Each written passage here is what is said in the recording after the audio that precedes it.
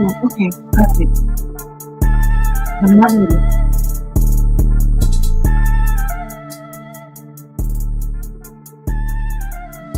Killer. Thank you.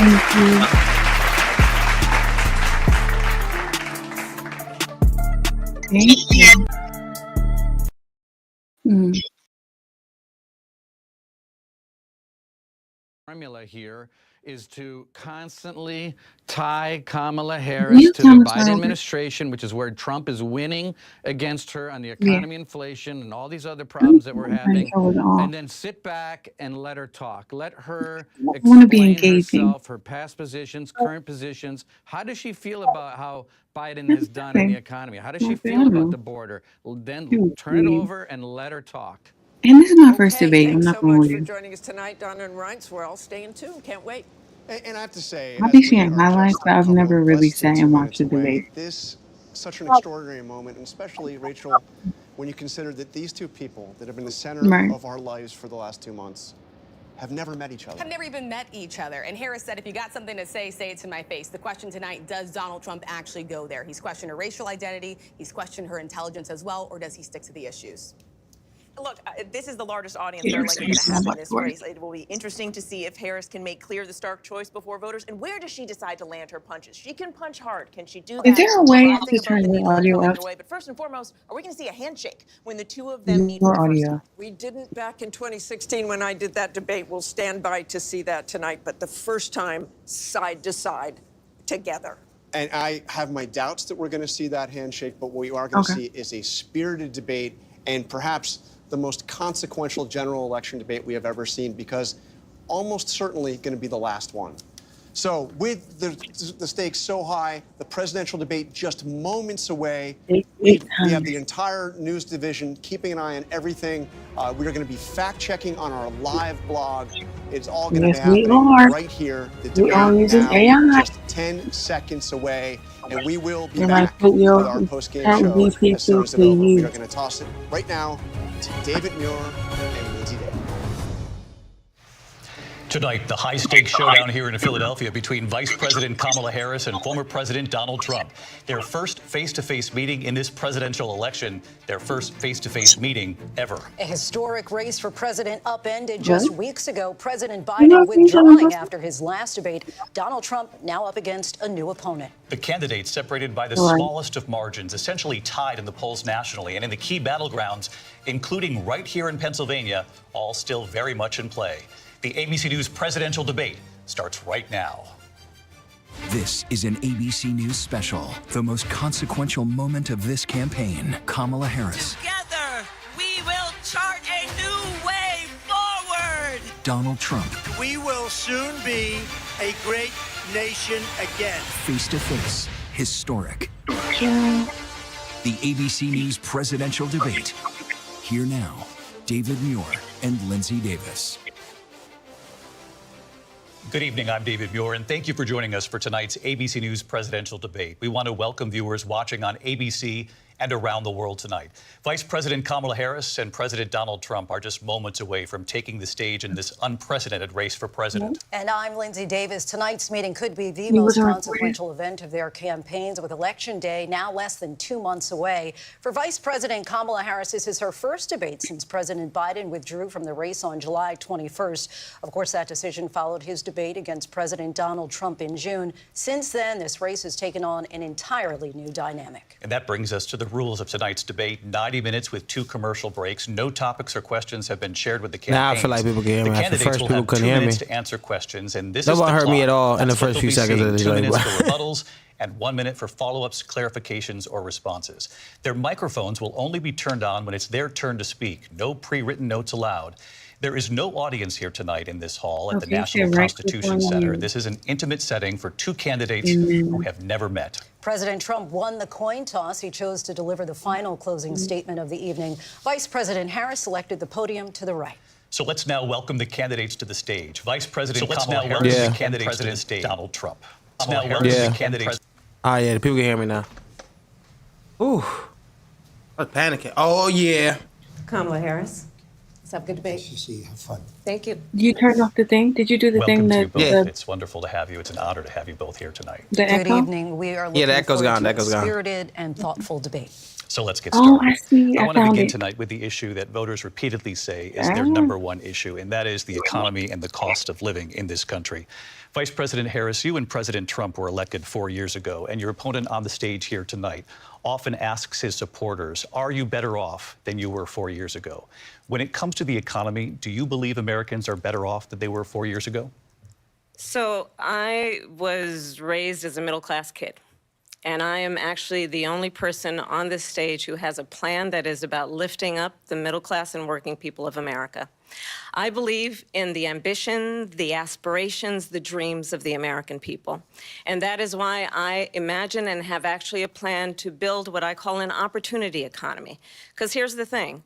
We know that we have a shortage of homes and housing, and the cost of housing is too expensive for far too many people.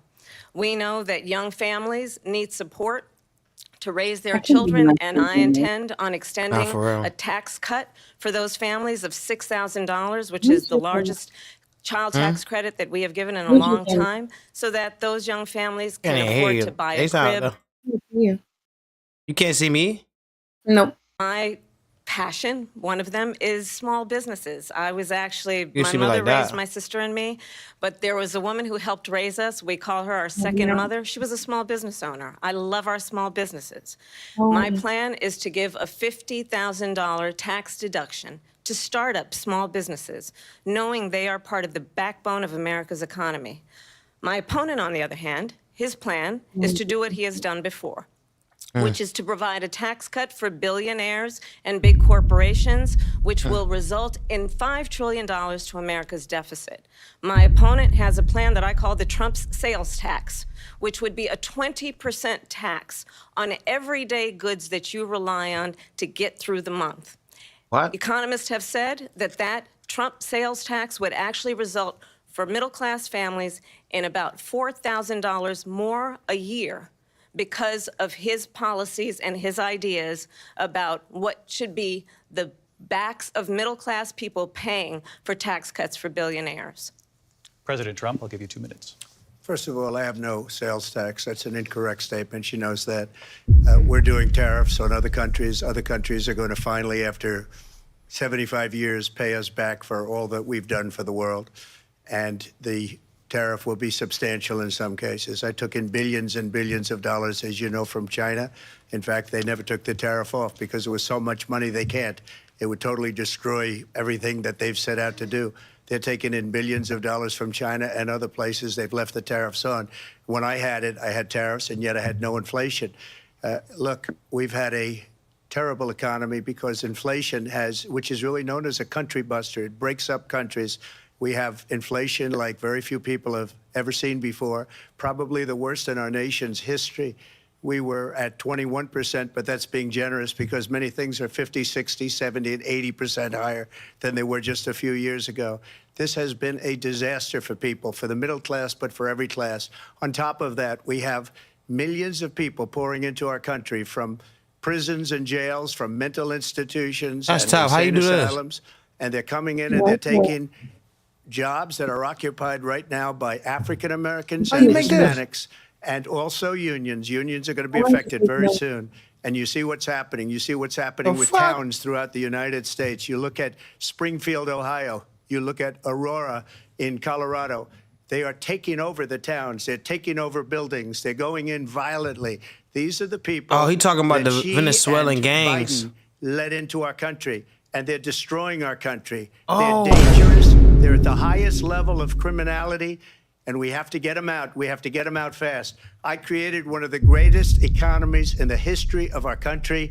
I'll do it again and even better. We are going to get to immigration and border security during this debate. Big Trump! My I fault. would like to let Vice President Harris respond on the economy here. My fault, my fault. I would love to. Let's talk about what Donald Trump left us. Okay. Donald Trump left us the worst unemployment since the Great Depression. Donald Trump Hold on. left us the worst public health epidemic in a century. Donald Trump left us the worst attack on our democracy since the Civil War. And what we have done is clean up Donald Trump's mess.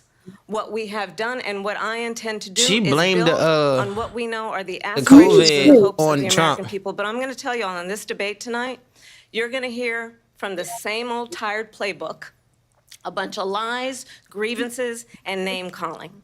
What you're going to hear tonight is a detailed and dangerous plan called Project 2025 that the former president intends on implementing if he were elected again. I believe very strongly that the American people want a president who understands the importance of bringing us together, knowing we have so much more in common than what separates us. And I pledge to you to be a president for all Americans. President Trump will give you a minute here to respond. Number one, I have nothing to do, as you know, and as she knows better than anyone, I have nothing to do with Project 2025. That's out there. I haven't read it. I don't want to read it purposely. I'm not going to read it. This was a group of people that got together. They came up with some ideas. I guess some good, some bad, but it makes no difference. I have nothing to say. Everybody knows I'm an open book. Everybody knows what I'm going to do. Hold on. Substantially and create a great economy like I did before. We had the greatest economy. We got hit with a pandemic. And the pandemic was not since 1917, where 100 million people died, has there been anything like it. We did a phenomenal job with the pandemic. We handed them over You gotta write down the a number country where 125 the million economy people. and where the stock market Oh, was my fault. higher than it So I'm was keeping up with him, before you keeping the up with her? pandemic came in. No. Nobody's ever seen anything like it. We made ventilators for the entire world. We got gowns, we got masks, we did things that nobody thought possible. And people give me credit for rebuilding the military. They give me credit for a lot of things, but not enough credit for the great job we did with the pandemic. But the only jobs they got were bounce back jobs. These were jobs bounce back, and it bounced back and it went to their benefit. But I was the one that created them. Yeah. They know it, and so does everybody else. Vice President Harris, I'll let you respond. So Donald Trump has no plan for you. Damn. And when you look at his economic plan, it's all about tax breaks for the richest people. I am offering what I describe as an opportunity economy, and the best economists in our country, if not the world, have reviewed our relative plans for the future of America. What Goldman Sachs has said is that Donald Trump's plan would make the economy worse. Mine would strengthen the economy. What the Wharton about to School fact has check said her. is Donald Trump's plan Please. actually She explode said Saxon the goes, deficit. man. 16 Nobel laureates have Yeah. described his economic plan as something that would increase inflation and by the middle of next year would invite a recession. You just have to look at where we are and where we stand on the issues. And I'd invite you to know that Donald Trump actually has no plan for you because he is more interested in defending himself than he is in looking out for you. Dead ass. Goldman Sachs endorsed. I went to the Wharton School of Finance. Nah, and she's many not of those endorsed. They professors, just the said top that Trump professors, policies think would slow my down the plan is a economy. brilliant plan. It's a great So they're plan. It's just a plan that's going to bring up our worth, our value Sachs. as a country. It's going to make people want to be able to go and work and create jobs and create a lot of good, solid money for our country. And just to finish off, she doesn't have a plan. She copied Biden's plan, and it's like 4 sentences, like run, spot, run. 4 sentences that are just, oh, we'll try and lower taxes. She doesn't have a plan. Take a look at her plan. She doesn't have a plan. Mr. President, I do want to drill down on something you both brought up. The Vice President brought up your tariffs. You responded, and let's drill down on this because your plan is what she calls is essentially a national sales tax. Your proposal calls for tariffs, as you pointed out here, on foreign imports across the board. You recently said that you might double your plan, imposing tariffs up to 20% on goods coming into this country. As you know, many economists say that with tariffs at that level, costs are then passed on to the consumer. Vice President Harris has argued it'll mean higher prices on gas, food, clothing, medication, arguing it costs the typical family nearly $4,000 a year. Do you believe Americans can afford higher prices because of tariffs? They're not going to have higher prices. What's going to have and who's going to have higher prices is China and all of the countries that have been ripping us off for years. I was the only president ever. China was paying us hundreds of billions of dollars, and so were other countries. And, you know, if she doesn't like them, they should have gone out and they should have immediately cut the tariffs. But those tariffs are there 3.5 years now under their administration. We are going to take in billions of dollars, hundreds of billions of dollars.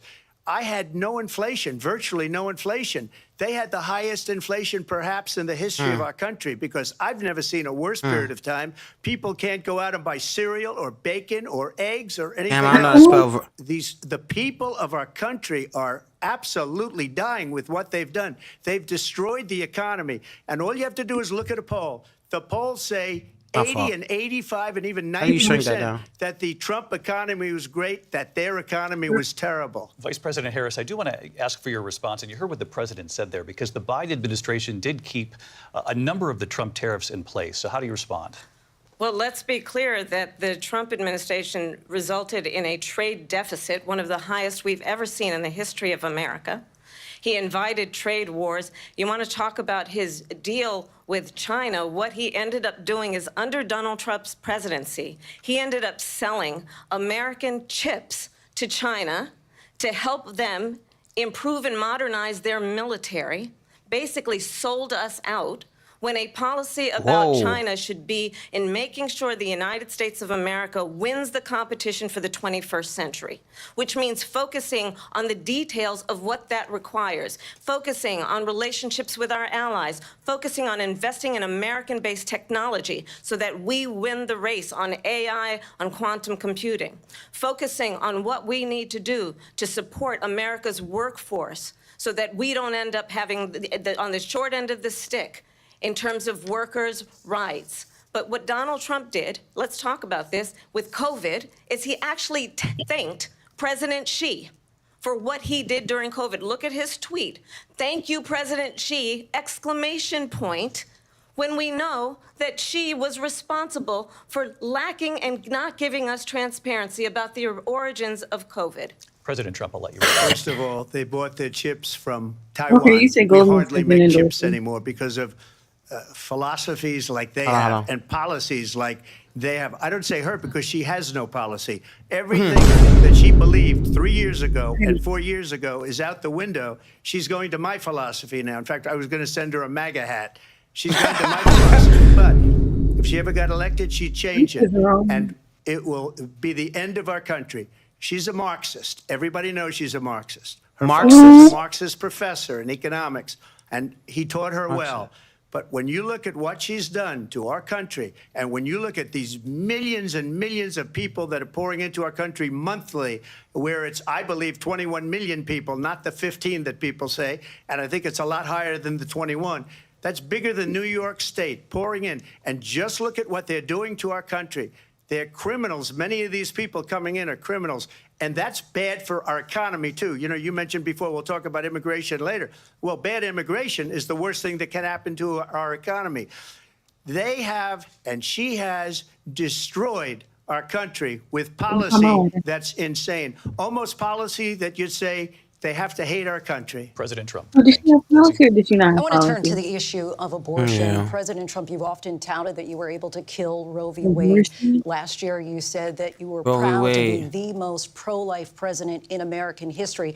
Then last month, you said that your administration would be great for women and their reproductive rights. In your home state of Florida, you surprised many with regard to your 6-week abortion ban, because you initially had said that it was too short. And you said, quote, "I'm going to be voting that we need more than 6 weeks." But then the very next day, you reversed course and said you would vote to support the 6-week ban. Vice President Harris says that women shouldn't trust you on the issue of abortion because you've changed your position so many times. Therefore, why should they trust you? Well, the reason I'm doing that vote is because the plan is, as you know, the vote is, they have abortion in the 9th month. They even have, and you can look at the governor of West Virginia, the previous governor of West Virginia, not the current governor, who's doing an excellent job, but the governor before, he said the baby will be born and we will decide what to do with the baby. In other words, we'll execute the baby. And that's why I did that, because that predominates, because they're radical. The Democrats are radical in that. And her vice presidential pick, which I think was a horrible pick, by the way, for our country, because he is really out of it. But her vice president. Why did Drake lie again? Execution, no longer abortion, because the baby is born, is okay. And that's not okay with me. It is lagged on Trump. What I did is something for 52 years. They've been trying to get Roe v. Wade into the states. And through the genius and heart and strength of 6 Supreme Court justices, we were able to do that. Now, I believe in the exceptions for rape, incest, and life of the mother. I believe strongly in it. Ronald Reagan did also. 85% of Republicans did exceptions. Very important. But we were able to get it, and now states are voting on it. And for the first time, you're going to see, look, this is an issue that's torn our country apart for 52 years.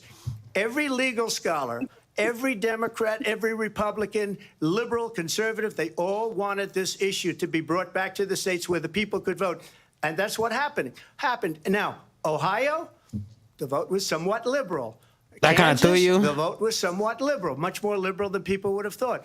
But each individual state is voting. It's the vote of the people now. It's not tied up in the federal government. I did a great service in doing it. It took courage to do it. And the Supreme Court had great courage in doing it. And I give tremendous credit to those 6 justices. There is no state in this country where it is legal to kill a baby after it's born. Madam Vice President, I want to get your response to President Trump. Well, as I said, you're going to hear a bunch of lies, and that's not actually a surprising fact. Let's understand how we got here.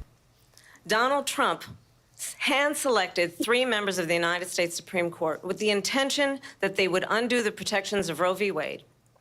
And they did exactly as he intended. And now in over 20 states, there are Trump abortion bans, which make it criminal for a doctor or nurse to provide health care. In one state, it provides prison for life.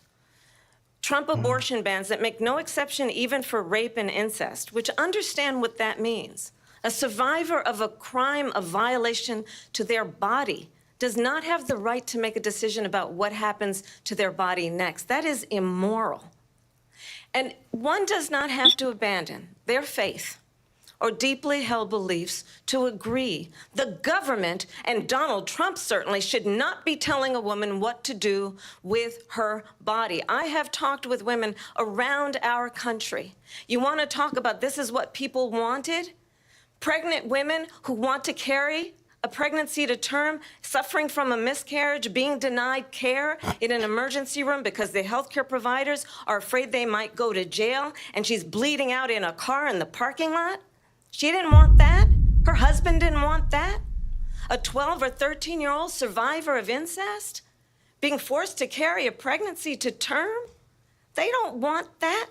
And I pledge to you, I don't like how she forced man that. Congress passes a bill to put back in place the protections of Roe v. Wade. As President of the United States, I will proudly sign it into law. But understand, if Donald Trump were to be reelected, he will sign a national abortion ban. Understand, in his Project 2025, there would be a national abortion, a monitor that would be monitoring your pregnancies, your miscarriages. I think the American people believe that certain freedoms, in particular the freedom to make decisions about one's own body, should not be made by the government. Thank you, Vice President Harris. Well, there she goes again. It's a lie. I'm not signing a ban, and there's no reason to sign a ban because we've gotten what everybody wanted. Democrats, Republicans, and everybody else, and every legal scholar wanted it to be brought back into the states, and the states are voting. And it may take a little time, but for 52 years, this issue has torn our country apart, and they've wanted it back in the states. And I did something that nobody thought was possible. The states are now voting. What she says is an absolute lie. And as far as the abortion ban, no, I'm not in favor of abortion ban, but it doesn't matter because this issue has now been taken over by the states. Would you veto a national abortion ban if it came to your desk? Well, I won't have to because, again, 2 things. Number one, she said she'll go back to Congress. She'll never get the vote. It's impossible for her to get the vote, especially now with the 50-50 and essentially 50-50 in both Senate and the House. She's not going to get the vote. She can't get the vote. She won't even come close to it. So it's just talk. You know what it reminds me of? When they said they're going to get student loans terminated, and it ended up being a total catastrophe. Oh. The student loans, and then her, I think probably her boss, if you call him a boss, he spends all his time on the beach. But look, her boss went out and said, we'll do it again. We'll do it a different way. And he went out, got rejected again by the Supreme Court. So all these students got taunted with this whole thing about this whole idea and how unfair that would have been. Part of the reason they lost to the millions and millions of people that had to pay off their student loans. They didn't get it for free. But they were saying it's the same way that they talked about that they talk about abortion. But if I could just get a yes or no, because your running mate, J.D. Vance, has said that you would veto it if it did come to your desk. Well, I didn't discuss it with J.D. In all fairness, J.D., and I don't mind if he has a certain view, but I think he was speaking for me, but I really didn't. Look, we don't have to discuss it because she'd never be able to get it, just like she couldn't get student loans. She couldn't get student loans. They didn't even come close to getting student loans. They taunted young people and a lot of other people that had loans. They can never get this approved. So it doesn't matter what she says about going to Congress. Well, wonderful. Let's go to Congress, do it. But the fact is that for years they wanted to get it out of Congress and out of the federal government, and we did something that everybody said couldn't be done. And now you have a vote of the people on abortion. Vice President Harris, I want to give you your time to respond, but I do want to ask, would you support any restrictions on a woman's right to an abortion? I absolutely support reinstating the protections of Roe v. Wade. And as you rightly mentioned, nowhere in America is a woman carrying a pregnancy to term and asking for an abortion. That is not happening. It's insulting to the women of America. And understand what has been happening under Donald Trump's abortion bans. Couples who pray and dream of having a family are being denied IVF treatments. What is happening in our country? Working people, working women who are working 1 or 2 jobs, who can barely afford childcare as it is, have to travel to another state to get on a plane sitting next to strangers to go and get the health care she needs. Barely can afford to do it, and what you are putting her through is unconscionable. Oh, and no. the people of America have not, the majority of Americans believe in a woman's right to make decisions about her own body, and that is why in every state where this issue has been on the ballot, in red and blue states both, the people of America have voted for freedom. Vice President Harris, Excuse me, I thank have you. to respond. Another lie. It's another lie. I have been a leader on IVF, which is fertilization. The IVF, I have been a leader. In fact, when they got a very negative decision on IVF from the Alabama courts, I saw the people of Alabama and the legislature 2 days later voted it in. They keep lagging on Trump. They don't care. I have been a leader Oh, there on you go. fertilization, IVF. And the other thing, you should ask, will she allow abortion in the 8th month, 9th month, 7th month? Come on. Okay, would you do that? Why don't you ask her that question? Why don't you answer That's the problem. question? Would you because veto? under Roe v. Answer Wade, the question, you would you could do abortions in the 7th month, the 8th month, the 9th That's month, not true. and probably after birth. Just look at the governor, former governor of Virginia. The governor of Virginia said we put the baby aside and then we determine what we want to do with the baby. President Trump, thank you. We're going to turn now to immigration and border security. We know it's an issue that's important to Republicans, Democrats, voters across the board in this country. Vice President Harris, you were tasked by President Biden with getting to the root causes of migration from Central America. We know that illegal border crossings reached a record high in the Biden administration. This past June, Gail, President Biden imposed type that new down. asylum restrictions. We know the numbers since Hold then on. have dropped I got it. significantly. But my question to you tonight is, why did the administration wait until 6 During months before the election to act? the And would you have Biden done anything different from administration President Biden on this? So I'm the only person on this stage who has prosecuted transnational criminal organizations for the During the trafficking Biden of term. guns, drugs, and human beings. And let me Severe. say that the United States Congress, including some of the most Increase. conservative members of the United States Senate, came up with a border security bill, which I supported. And that bill would have put 1,500 more border agents on the border to help those folks who are working there right now overtime, trying to do their job. It would have allowed us to stem the flow of fentanyl coming into the United States. I know there are so many families watching tonight who have been personally affected by the surge of fentanyl in our country.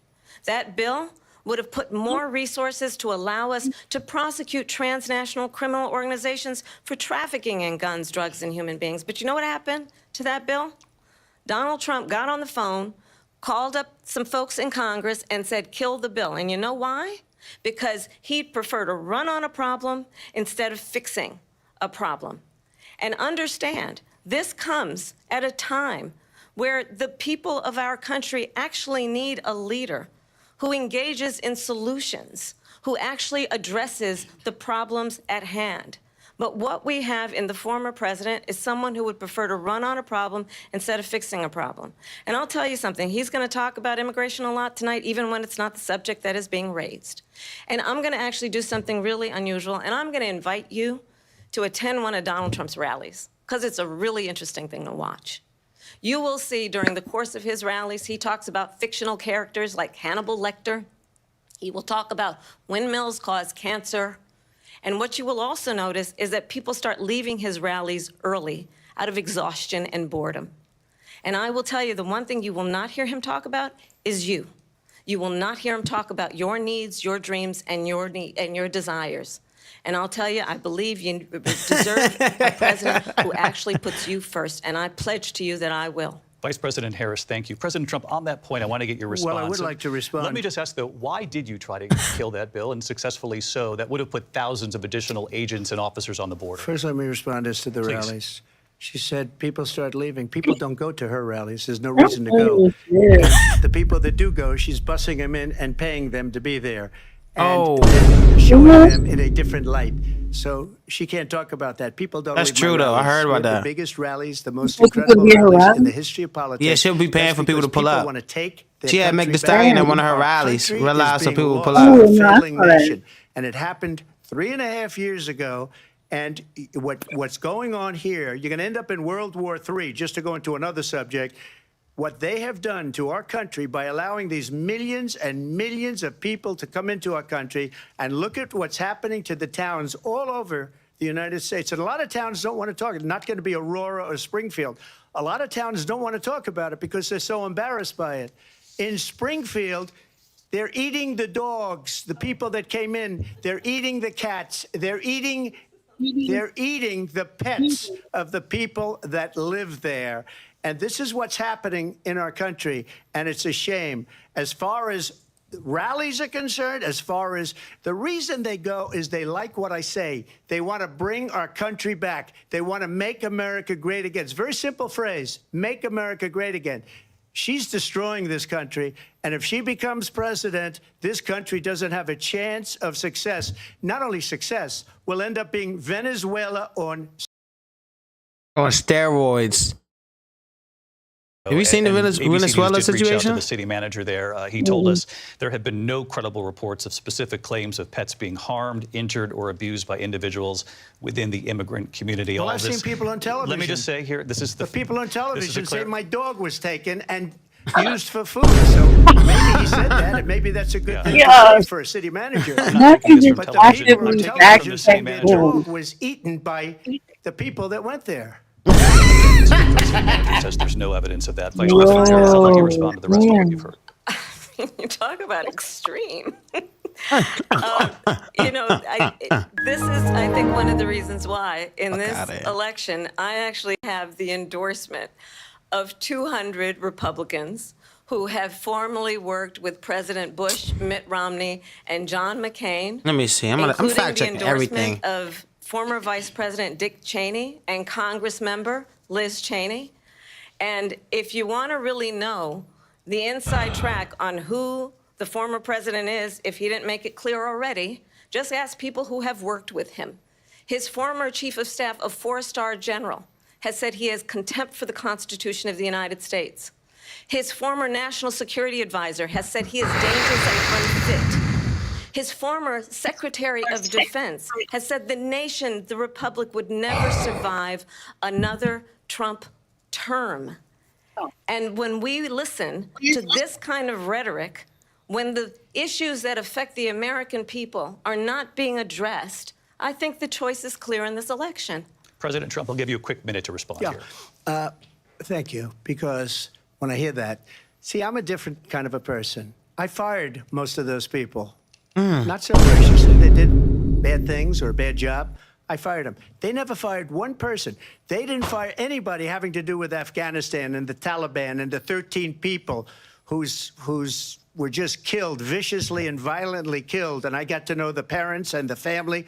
They didn't fire. They should have fired all those generals, all those top people, because that was one of the most incompetently handled situations anybody has ever seen. So when somebody does a bad job, I fire him. And you take a guy like Esper. He was no good. I fired him. So he writes a book. Another one writes a book. Because with me, they can write books. With nobody else can they? But they have done such a poor job, and they never fire anybody. Look at the economy. Look at the inflation. They didn't fire any of their economists. They have the same people. That's a good way not to have books written about you. But just to finish, I got more votes than any Republican in history by far.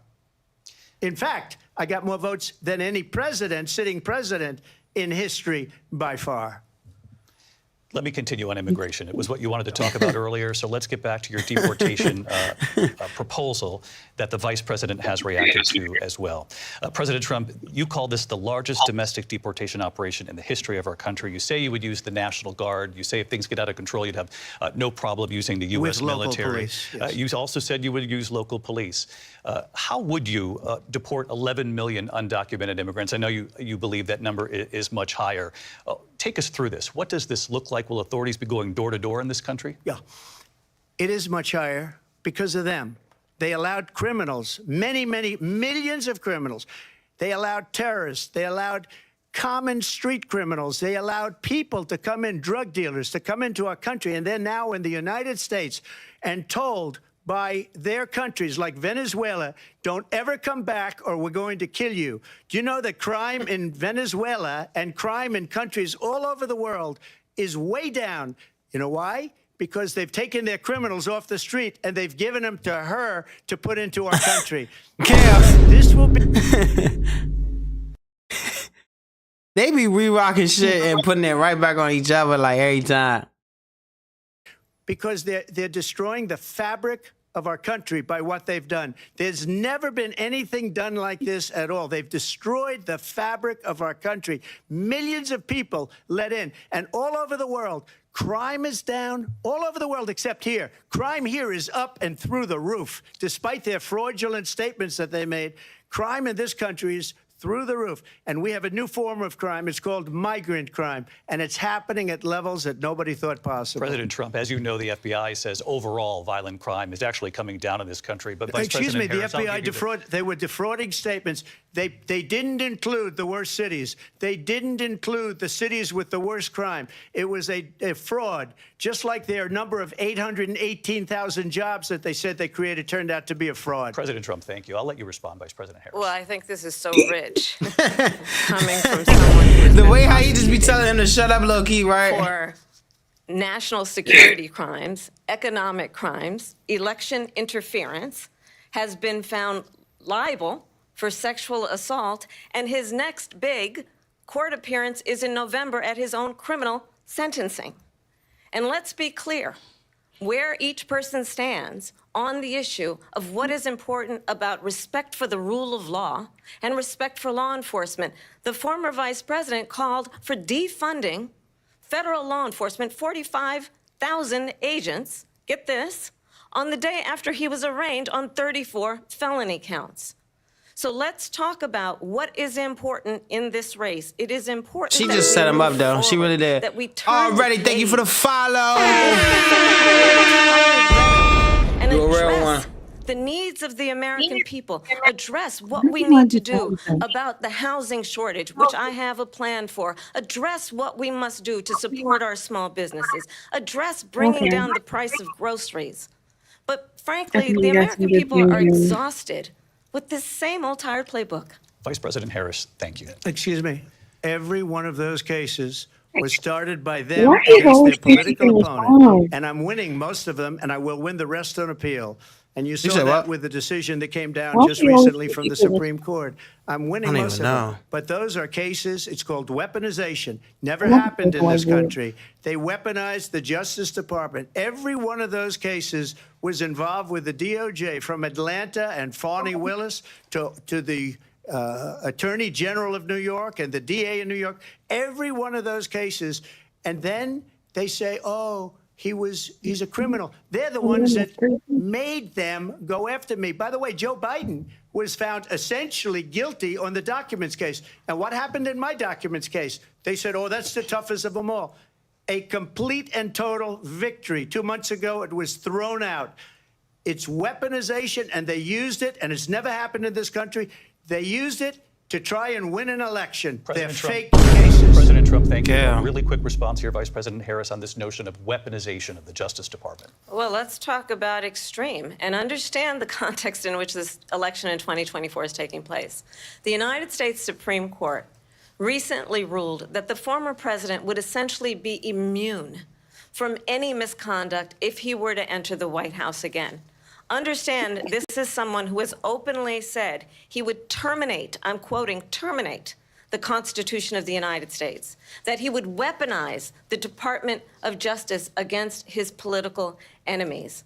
Someone who has openly expressed disdain for members of our military. Understand. This is capping right here. I'm not. Why is she capping like this, though? That's kind of wild. Guardrails. Because certainly we know now the court won't stop him. We know J.D. Vance is not going to stop him. It's up to the American people to stop him. Thank you. Lindsay? Vice President Harris, in your last run for president. This is the one that weaponized. Hell yeah. She weaponized.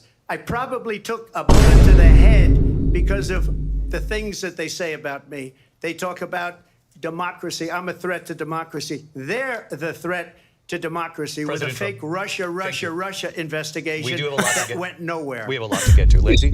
Vice President Harris, in your last run for president, you said you wanted to ban fracking. Now you don't. You wanted mandatory government buyback programs for assault weapons. Now your campaign says you don't. You supported decriminalizing border crossings. Now you're taking a harder line. I know you say that your values have not changed. So then why have so many of your policy positions changed?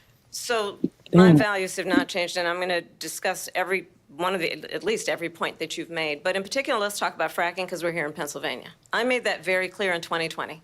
I will not ban fracking. I have not banned fracking as Vice President. What is fracking? Now I got to do another search. The tie-breaking vote on the Inflation Reduction Act. I'm waiting till new leases for fracking. My position is that we have got to invest in diverse sources of energy so we reduce our reliance on foreign oil. We have had the largest increase. Fracking is the process of injecting liquid at high pressure into subterranean rocks, boreholes, so that as to force existing fissures to extract oil or gas. I grew up a middle-class kid raised by a hardworking mother who worked and saved and was able to buy our first home when I was a teenager. The values I bring to the importance of home ownership, knowing not everybody got handed $400 million on a silver platter and then filed bankruptcy 6 times, is a value that I bring to my work to say we are going to work with the private sector and home builders to increase 3 million homes, increase by 3 million homes by the end of my first term. My work that is related to having a friend when I was in high school who was sexually assaulted by her stepfather. And my focus then on protecting women and children from violent crime is based on a value that is deeply grounded in the importance of standing up for those who are most vulnerable. My work that is about protecting Social Security and Medicare is based on long-standing work that I have done, protecting seniors from scams. My values have not changed. And what is important is that there is a president who actually brings values and a perspective that is about lifting people up and not beating people down and name-calling. The true measure of the leader is She playing with my emotions, though, a lot. She's trying to go at my emotions. It's not in beating people down. It's in lifting people up. I intend to be that president. President Trump, your Well, response? first of all, I wasn't given $400 million. I wish I was. My father was a Brooklyn builder, Brooklyn, Queens, and a great father, and I learned a lot from him. But I was given a fraction of that, a tiny fraction, and I built it into many, many billions of dollars, many, many billions. And when people see it, they are even surprised. So we don't have to talk about that. Fracking, she's been against it for 12 years. Defund the police. She's been against that forever. She gave all that Hold on, stuff I can't even hear because this joint loud as shit. very wrongly, very horribly. Hold on. And everybody's laughing. Real quick, what'd you say? I said I closed the whiteboard. Different policies. Like, she was big on defund the police. In Minnesota, she went out. Wait a minute. I'm talking now. Oh. If you don't mind, please. Does that sound familiar? She went out. In Minnesota, and wanted to let criminals that killed people, that burned down Minneapolis. I'm talking, she went out and raised money to get them out of jail. She He did wild. things that nobody would ever think of. Now wild. she wants to do transgender wild as hell. operations on illegal aliens that are in prison. This is a radical.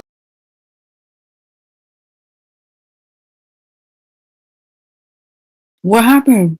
It be like lagging on him. They don't fuck with him. It's only been lagging on him. On day one. I Just to swear. finish one thing so important in my opinion. So I got the oil business going like nobody has ever done before.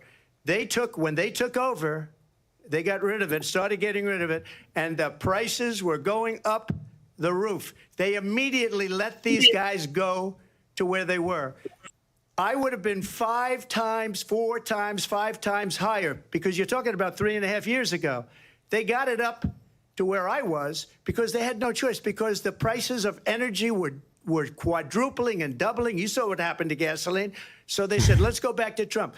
But if she won the election, the day after that election, they'll go back to destroying our country, and oil will be dead, fossil fuel will be dead. We'll go back to windmills, and we'll go back to solar, where they need a whole desert to get some energy to come out of it. You ever see a solar plant? By the way, I'm a big fan of solar.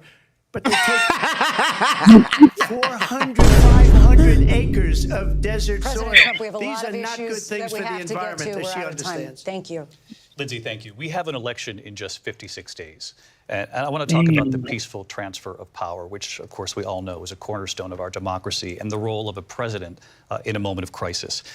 Mr. President, on January 6th, you told your supporters to march to the Capitol. You said you would be right there with them.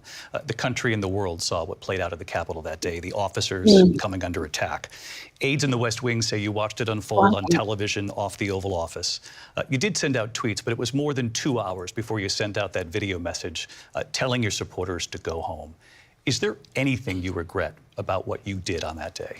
You just said a thing that isn't covered. Peacefully and patriotically, I said during my speech, not later on. Peacefully and patriotically. And nobody on the other side was killed. Ashley Babbitt was shot by an out-of-control police officer that should have never, ever shot her. It's a disgrace. But we didn't do this group of people that have been treated so badly. Ashley I ask, what about all the people that are pouring into our country and killing people that she allowed to pour in? She was the border czar, remember that. She was the border czar. She doesn't want to be called the border czar because she's embarrassed by the border. In fact, she said at the beginning, oh, I'm surprised you're not talking about the border yet. That's because she knows what a bad job they've done. What about those people? When are they going to be prosecuted? When are these people from countries all over the world, not just South America, they're coming in from all over the world, David, all over the world, and crime rates are down all over the world because of it. But let me just ask you. David, when are those people going to be prosecuted? When are the people that burned down Minneapolis going to be prosecuted? Or in Seattle? They went into Seattle. They took over a big percentage of the city of Seattle. When are those people going to be prosecuted? But let me just ask you. You might ask her that question. You were the president. You were watching it unfold on television. I like how he just sliding it all to you may want to ask her that question. Is there anything you regret about what you did on that day? Yes or no? I had nothing to do with that other than they asked me to make a speech. I showed up for a speech. I said, I think it's going to be big. I went to Nancy Pelosi and the mayor of Washington, D.C., and the mayor put it back in writing, as you know. I said, you know, this is going to be a very big rally or whatever you want to call it. And again, it wasn't done by me. It was done by others. I said, I'd like to give you 10,000 National Guard or soldiers. They rejected me. Nancy Pelosi rejected me. It was just 2 weeks ago. Her daughter has a tape of her saying she is fully responsible for what happened. They want to get rid of that tape. It would have never happened if Nancy Pelosi and the mayor of Washington did their jobs. I wasn't responsible for security. Nancy Pelosi was responsible. She didn't do her job. The question was about you as president, not about former Speaker Pelosi, but I do want Vice President Harris to respond here. I was at the Capitol on January 6th. I was the vice president-elect. I was also an acting senator. I was there. And on that day, the President of the United States incited a violent mob to attack our nation's capital, to desecrate our nation's capital. On that day, 140 law enforcement officers were injured, and some died. And understand, the former president has been indicted and impeached for exactly that reason. But this is not an isolated situation. Let's remember Charlottesville, where there was a mob of people carrying Nancy Pelosi ain't no joke. She bought that action. Anti-Semitic hate. And what did the president then at the time I'm taking say? notes, so on the back end, once it's over, we're going to definitely run it down. Let's remember that when it came to the Proud Boys, a militia, the former president said, stand back and stand by. So for everyone watching who remembers what January 6th was, I say, we don't have to go back. Let's not go back. We're not going back. It's time to turn the page. And if that was a bridge too far for you, well, there is a place in our campaign for you to stand for country, to stand for our democracy, to stand for rule of law, and to end the chaos, and to end the approach that is about attacking the foundations of our democracy because you don't like the outcome. And be clear on that point. Donald Trump, the candidate, has said in this election there will be a bloodbath if this and the outcome of this election is not to his liking. Let's turn the page on this. Let's not go back. Let's chart a course for the future and not go backwards to the past. Let me just follow up here. It was a different term, and it was a term Kill every time. Where bloodbath was. Also, on Charlottesville, that story has been, as you would say, debunked. Laura Ingraham, Sean Hannity, Jesse, all of these people, they covered it. If they go an extra sentence, they will see it was perfect. It was debunked in almost every newspaper, but they still bring it up, just like they bring 2025 up. They bring all of this stuff up. I ask you this. You talk about the Capitol. Why are we allowing these millions of people to come through on the southern border? How come she's not doing anything? And I'll tell you what I would do, and I would be very proud to do it. I would say we would both leave this debate right now. I'd like to see her go down to Washington, D.C. during this debate because we're wasting a lot of time. Go down to, because she's been so bad, it's so ridiculous. Go down to Washington, D.C. and let her sign a bill to close up the border because they have the right to do it. They don't need bills. They have the right to do it. The President of the United States, you'll get him out of bed, you'll wake him up at 4 o'clock in the afternoon, you'll say, come on down to the office, let's sign a bill.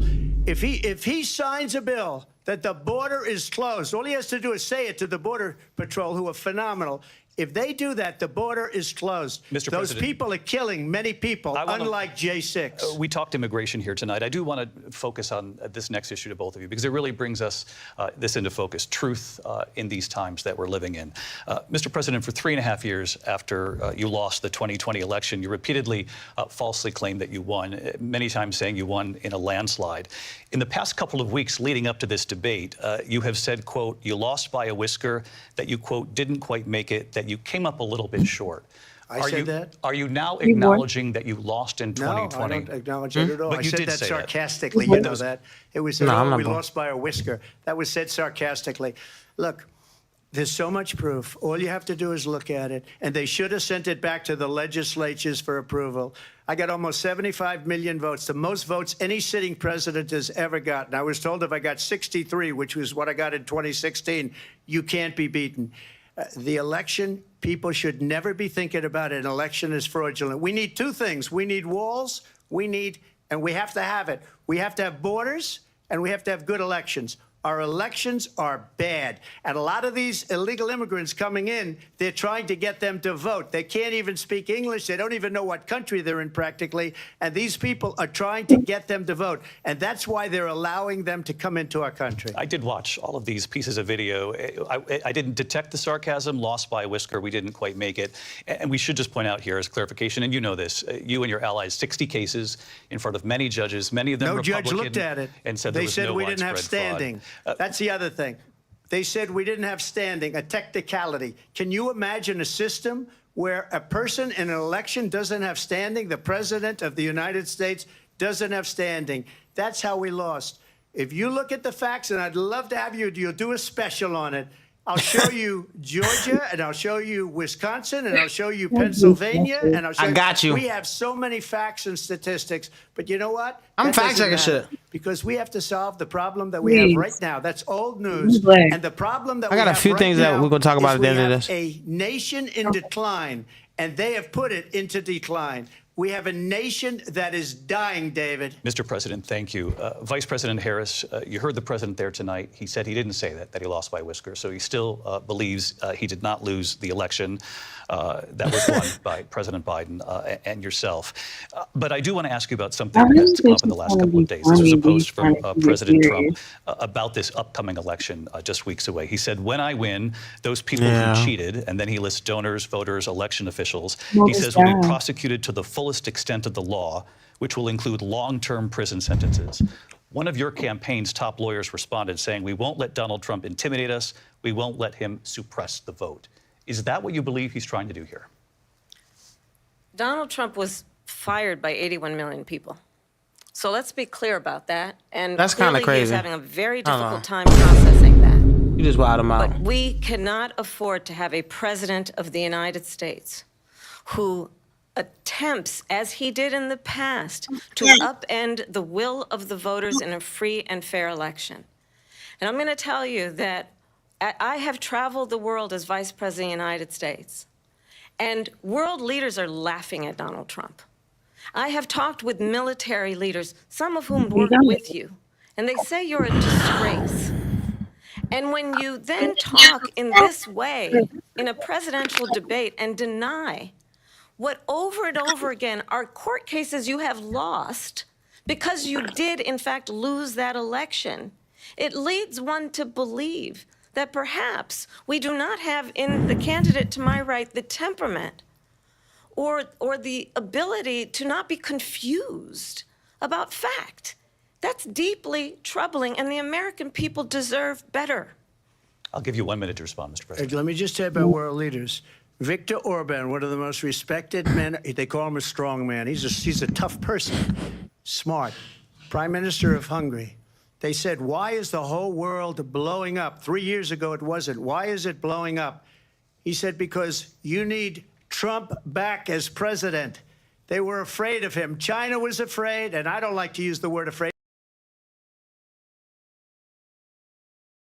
Afraid of him. This is Look at 90 what's minutes. going on with North Korea, 60 by the minutes way. in. He said Russia was afraid of him. I ended the Nord Stream 2 pipeline, and Biden put it back on day one, but he ended the XL pipeline. The Hold on, what's XL this? pipeline in our country, he ended that. But he let the XL Russians build a pipeline. pipeline going all over Europe and heading into Germany, the biggest pipeline in the world.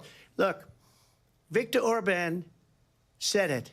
He said the most respected, most feared person is Donald Trump. We had no problems when Trump was president, but when this weak, pathetic man the pipeline, that yeah, you what he's saw saying is at true. a debate just a few months ago, that if he weren't in that debate, he'd be running instead of her. She got no votes. He got 14 million votes. Yeah, What that's you true did, what he's you saying talk right about now. a threat to democracy.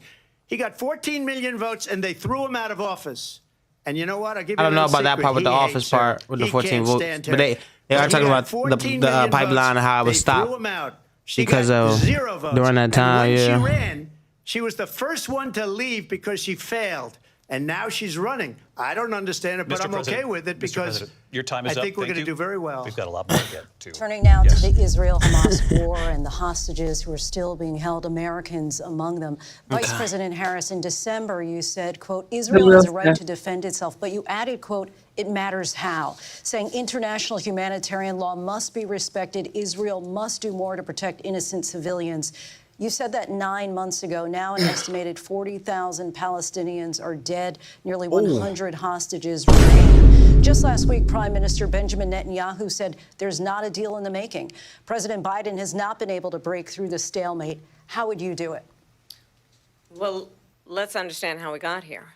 On October 7, Hamas, a terrorist organization, slaughtered 1,200 Israelis.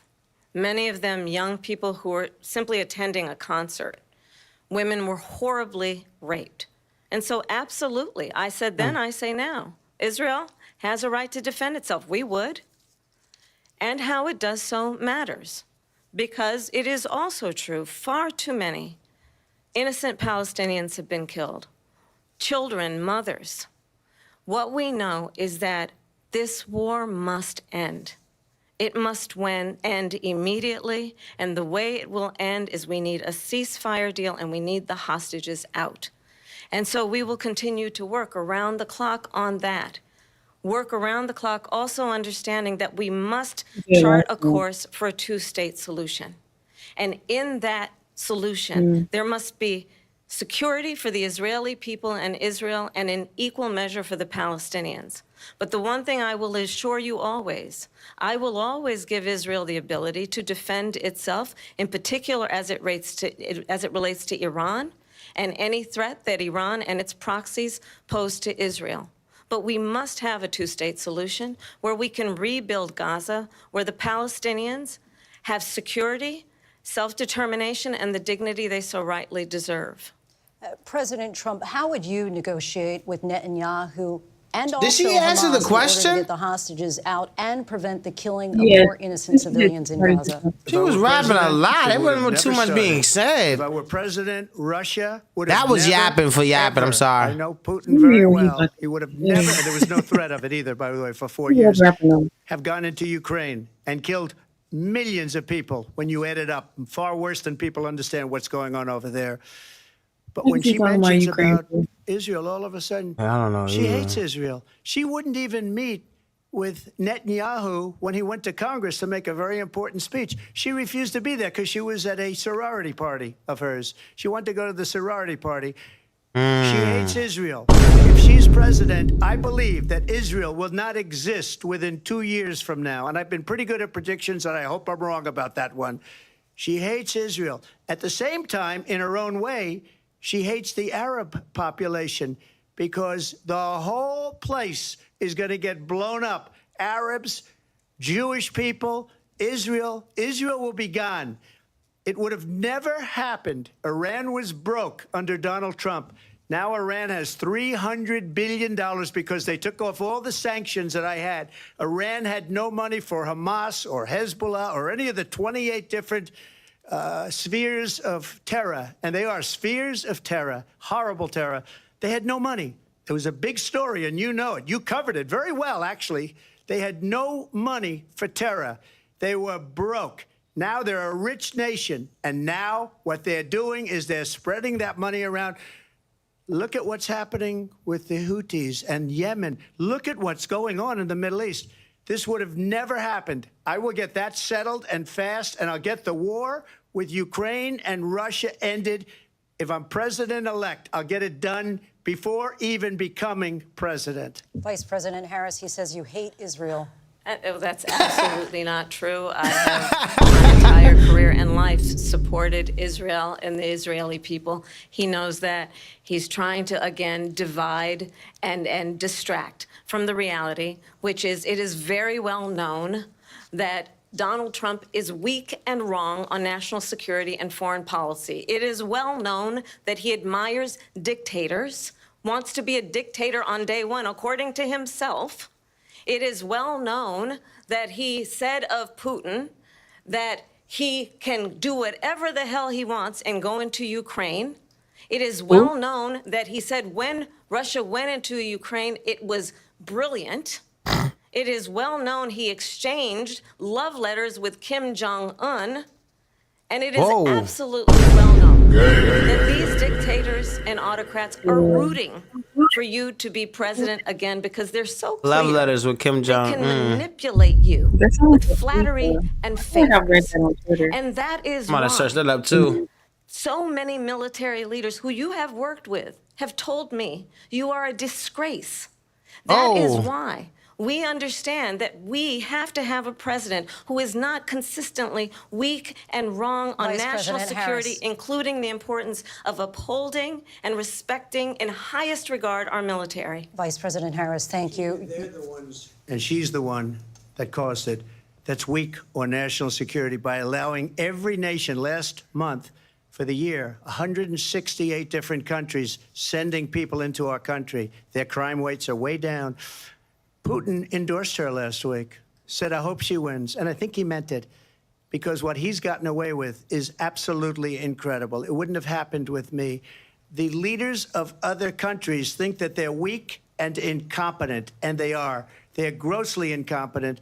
And I just ask one question. Why does Biden go in and kill the Keystone Pipeline and approve the single biggest deal that Russia's ever made, Nord Stream 2, the biggest pipeline anywhere in the world going to Germany and all over Europe? Because they're weak and they're ineffective. And Biden, by the way, President gets paid Trump, a lot of money. Thank you. We have a lot of issues to get to. We'll have much more of this historic. They keep ABC shutting them up. from the National Constitution Center right here in Philadelphia. Back in a moment. After this, He trying to get his shit on. They like, yep. Hold on. All right. Quick intermission. the ABC News. Bad. Good commercial. That's cool. Hold on. Is this the, hold on. After this, Is this the commercial or what? Yeah. why All right, cool. I'm glad that we got a commercial break. Commercial break, y'all. Few things I would like to bring up. Kim Jong-un did send letters to President Trump. It was very sus. It said the letters filled with flowery language provided a fascinating window into their relationship. Kim flatters Trump by repeatedly calling him Your Excellency and writes in one letter that meeting him again will be a reminiscence. I'm gonna say that right? Of a scene from a fantasy film. Reminiscing of a scene from a fantasy film. That's super. Did that work? Yeah, there we go. That part right there. This happened in December, Christmas 2018. I searched up, did she say she hated Israel? She never publicly said it. Trump said that the 6th of this month. You know why they're fighting, right? Well, Israel and Palestine, you know why they're fighting. Okay. But it's not even like October 7th. It's like from all kinds of, or from history. Like it's years and years of history. No, I'm already know it's way more. It's like at least a century of history, because they've been like giving them their land and taking it back, that vibe. I already know. Biblical time vibes. The XL pipeline. The pipeline would have definitely bust through. It would have gave us more like ush. You feel me? But he did stop it. What I read? They said it that somebody stopped it. Is this for the fracking? Nah. Well, this is like what was said. The fracking led up to the pipeline. You feel me? But this project was terminated. But the Alberta government has ended its partnership with TC Energy. You feel what I'm saying? Okay. Yeah. Like the pipeline situation, I'm not sure if it was like, they haven't said anything about it being a specific person, but I feel like we can like. That's what they brought up. Yeah, if we actually like, hold on, let me see. Like TC Energy, who the hell are you?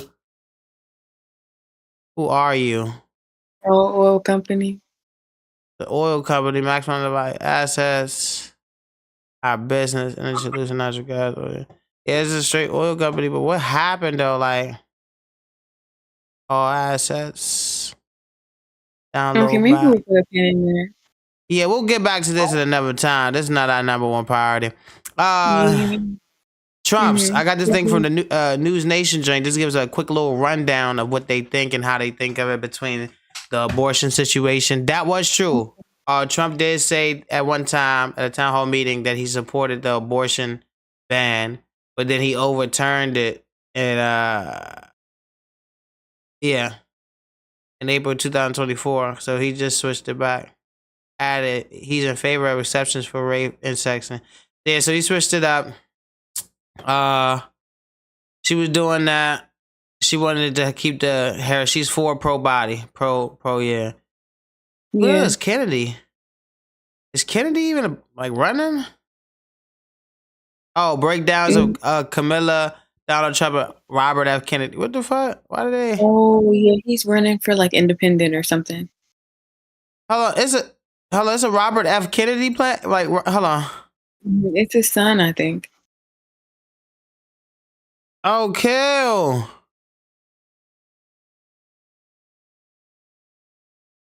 I thought he stepped down. Oh, yeah, he really, yeah. Oh, we got another one. I didn't even know he was running. I didn't even know his little ass was running, bro. Where his ass at? Gotta put a Kennedy up there. We should have let that run for the one time. No, definitely. Hello. Inflation. You heard me say that, though, right? Huh? Did you hear me say that? Nah, I heard you say it, but I was like, I didn't know. I heard you say it, but like, I didn't know that at all. Like, what you said was news to me. Yeah, no, I heard you. Okay. But like, the double down was definitely because like I didn't even know his ass was running. When the fuck did Kennedy get in this situation? I would have. I'm shit. He might went on the humble. You with me? Right. It's weird that he's not there though, or that they're not letting him be part of this debate. Because he's independent, but he not coming like, yeah, hold on, we back in action. Here again, David Muir and Lindsay Davis. Welcome back to this historic ABC News presidential debate tonight. We're going to continue here, and I want to turn to the war in Ukraine. We're now 2.5 years into this conflict. Mr. President, it has been the position of the Biden administration that we must defend Ukraine from Russia, from Vladimir Putin, to defend their sovereignty, their democracy, that it's in America's best interest to do so, arguing that if Putin wins, he may be emboldened to move even further into other countries. You have said you would solve this war in 24 hours. You said so just before the break tonight. How exactly would you do that? And I want to ask you a very simple question tonight. Do you want Ukraine to win this war? I want the war to stop. I want to save lives Good answer. that are being uselessly, people being killed by the millions. It's the millions. It's so much worse than the numbers that you're getting, which are fake numbers. Look, we're in for 250 billion or more, because they don't ask Europe, which is a much bigger beneficiary to getting this thing done than we are. They're in for $150 billion less because Biden and you don't have the courage to ask Europe like I did with NATO. They paid billions and billions, hundreds of billions of dollars when I said, either you pay up or we're not going to protect you anymore. So that's maybe one of the reasons they don't like me as much as they like weak people.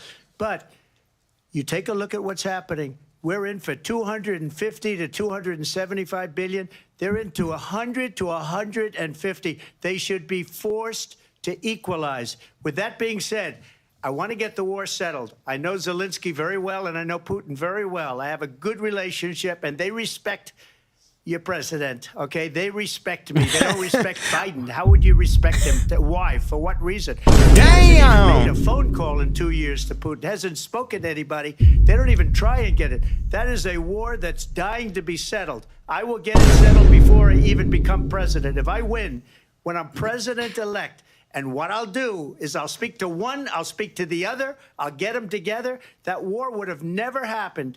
And in fact, when I saw Putin after I left, unfortunately left because our country has gone to hell. But after I left, when I saw him building up soldiers, he did it after I left, I said, oh, he must be negotiating. It must be a good, strong point of negotiation. Well, it wasn't, because Biden had no idea how to talk to him. He had no idea how to stop it. And now you have millions of people dead, and it's only getting worse, and it could lead to World War III. Don't kid yourself, David. We're playing with World War III, and we have a president that we don't even know if he's... Where is our president? We don't even know if he's a president. And just to clarify they here... threw him out of a campaign like a dog. We don't even know. Is he our president? But we have a president, Mr. President, that doesn't know he's alive. Your time is up. Just to clarify in the question, do you believe it's in the U.S. best interests for Ukraine to win this war, yes or no? I think it's the U.S. best interest to get this war finished and just get it done. All right. Negotiate a deal, because we have to stop all of these human lives from being destroyed. I want to take this to Vice President Harris. I want to get your thoughts on support for Ukraine in this moment, but also as Commander-in-Chief, if elected, how would you deal with Vladimir Putin, and would it be any different from what we're seeing from President Biden? Well, first of all, it's important to remind the former president you're not running against Joe Biden, you're running against me. I believe Copy, I guess. Donald Trump says that this war would be over within 24 hours is because he would just give it up. And that's not who we are as Americans. Let's understand what happened here. I actually met with Zelensky a few days before Russia invaded tried through force to change territorial boundaries, to defy one of the most important international rules and norms, which is the importance of sovereignty and territorial integrity. And I met with President Zelensky. I shared with him American intelligence about how he could defend himself. Days later, I went to NATO's eastern flank, to Poland and Romania.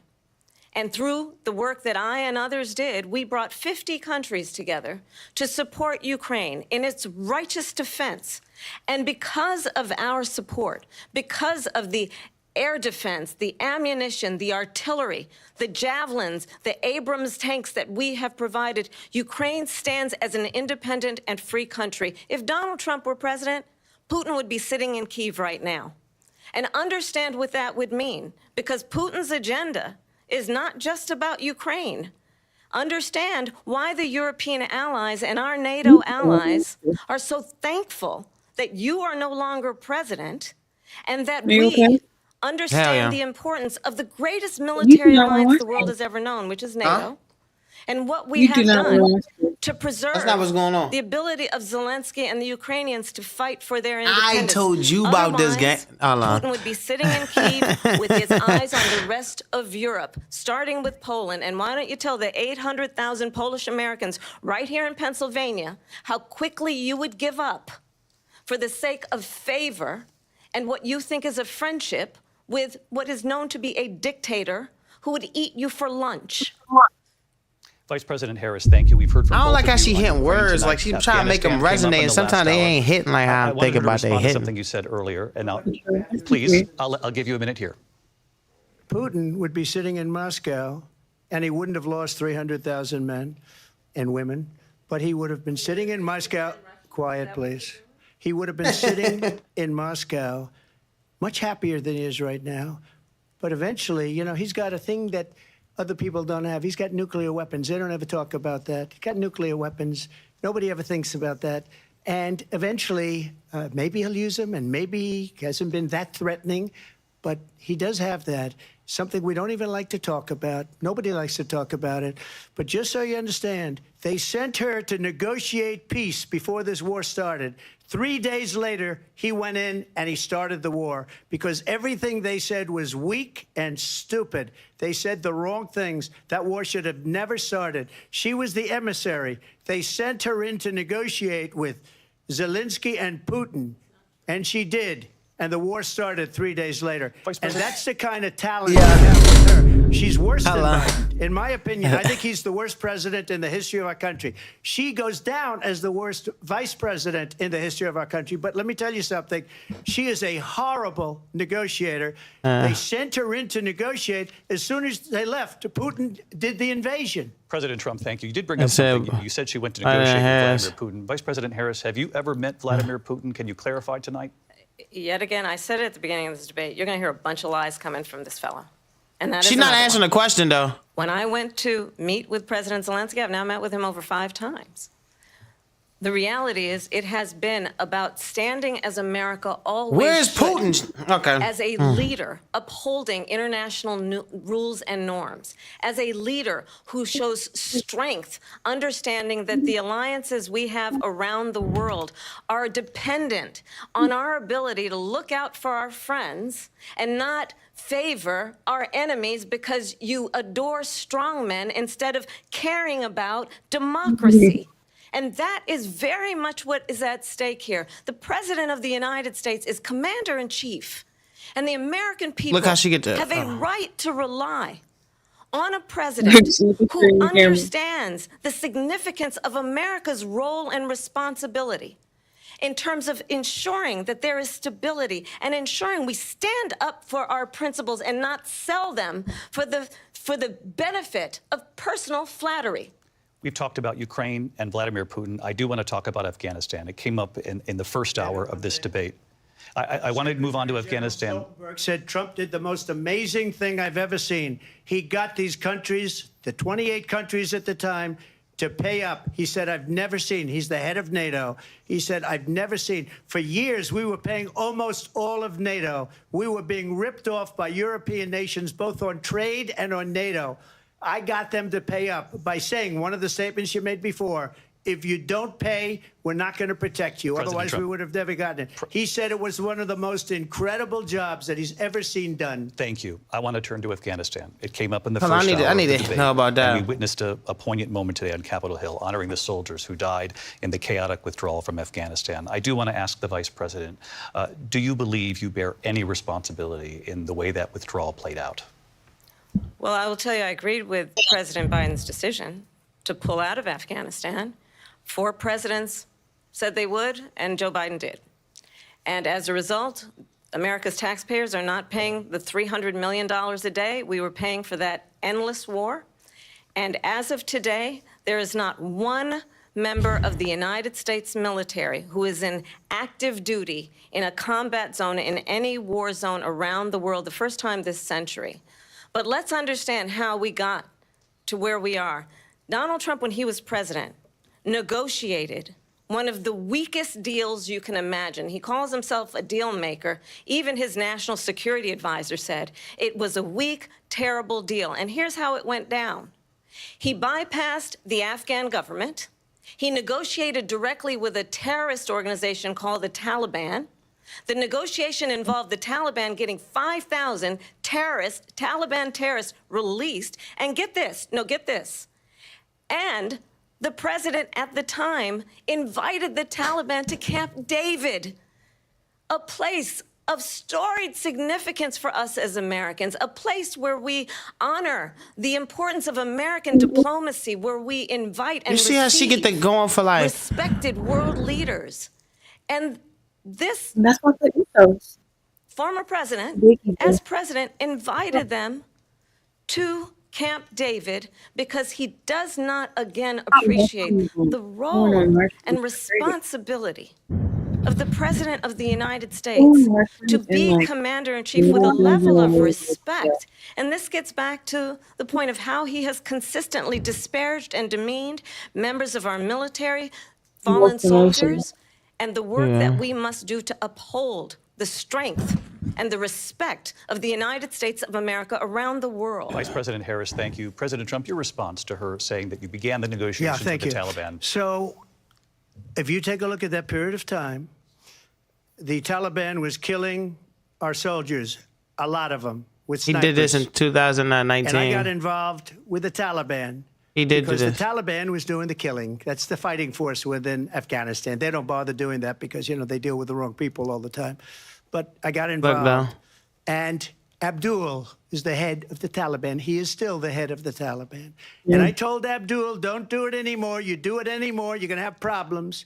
And he said, why do you send me a picture of my house? I said, you're going to have to figure that out, Abdul. And for 18 months, we had nobody killed. We did have an agreement negotiated by Mike Pompeo. It was a very good agreement. The reason it was good, it was we were getting out. We would have been out faster than them, but we wouldn't have lost the soldiers. We wouldn't have left many Americans behind, and we wouldn't have left $85 billion worth of brand new, beautiful military equipment behind. And just to finish, they blew it.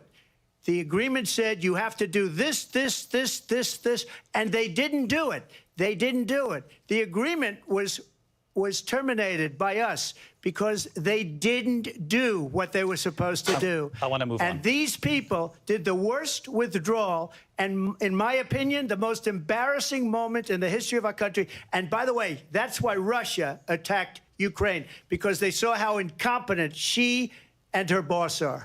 President Trump, thank you. I want to move on now to race and politics in this country. Mr. President, you recently said of Vice President Harris, quote, I didn't know she was black until a number of years ago when she happened to turn black, and now she wants to be known as black. I want to ask a bigger picture question here tonight. Why do you believe it's appropriate to weigh in on the racial identity of your opponent? I don't, and I don't care. I don't care what she is. I don't care. You make a big deal out of something. I couldn't care less. Whatever she wants to be is okay with me. But those are your words, so I'm asking. I don't know. I mean, all I can say is I read where she was not black, that she put out, and I'll say that. And then I read that she was black, and that's okay. Either one was okay with me. That's up to her. Vice President Harris, your thoughts on this? I think it's, I mean, honestly, I think it's a tragedy that we have someone who wants to be president who has consistently, over the course of his career, attempted to use race to divide the American people. Hold on. I do believe that She's the vast majority misdirecting of this us know that we have so situation, much and she's more in like, common than what separates she's us, saying and we that he's don't want causing. this kind of approach that is just constantly trying to divide us, and especially by race. And let's remember how Donald Trump started. He was She's finagling, though. She is finagling. Land, he owned buildings, and he was investigated because he refused to rent property to black families. Whoa. Let's remember, this is the same individual Hello. who took out a full-page ad in the New York Times calling for the execution of 5 young black and Latino boys who were innocent, the Central Park 5. Hello. Took out a full-page ad calling for their execution. This is the same individual who spread birther lies about the first black president of the United States. And I think the American people want better than that, want better than this, want someone who understands, as I do, I travel our country.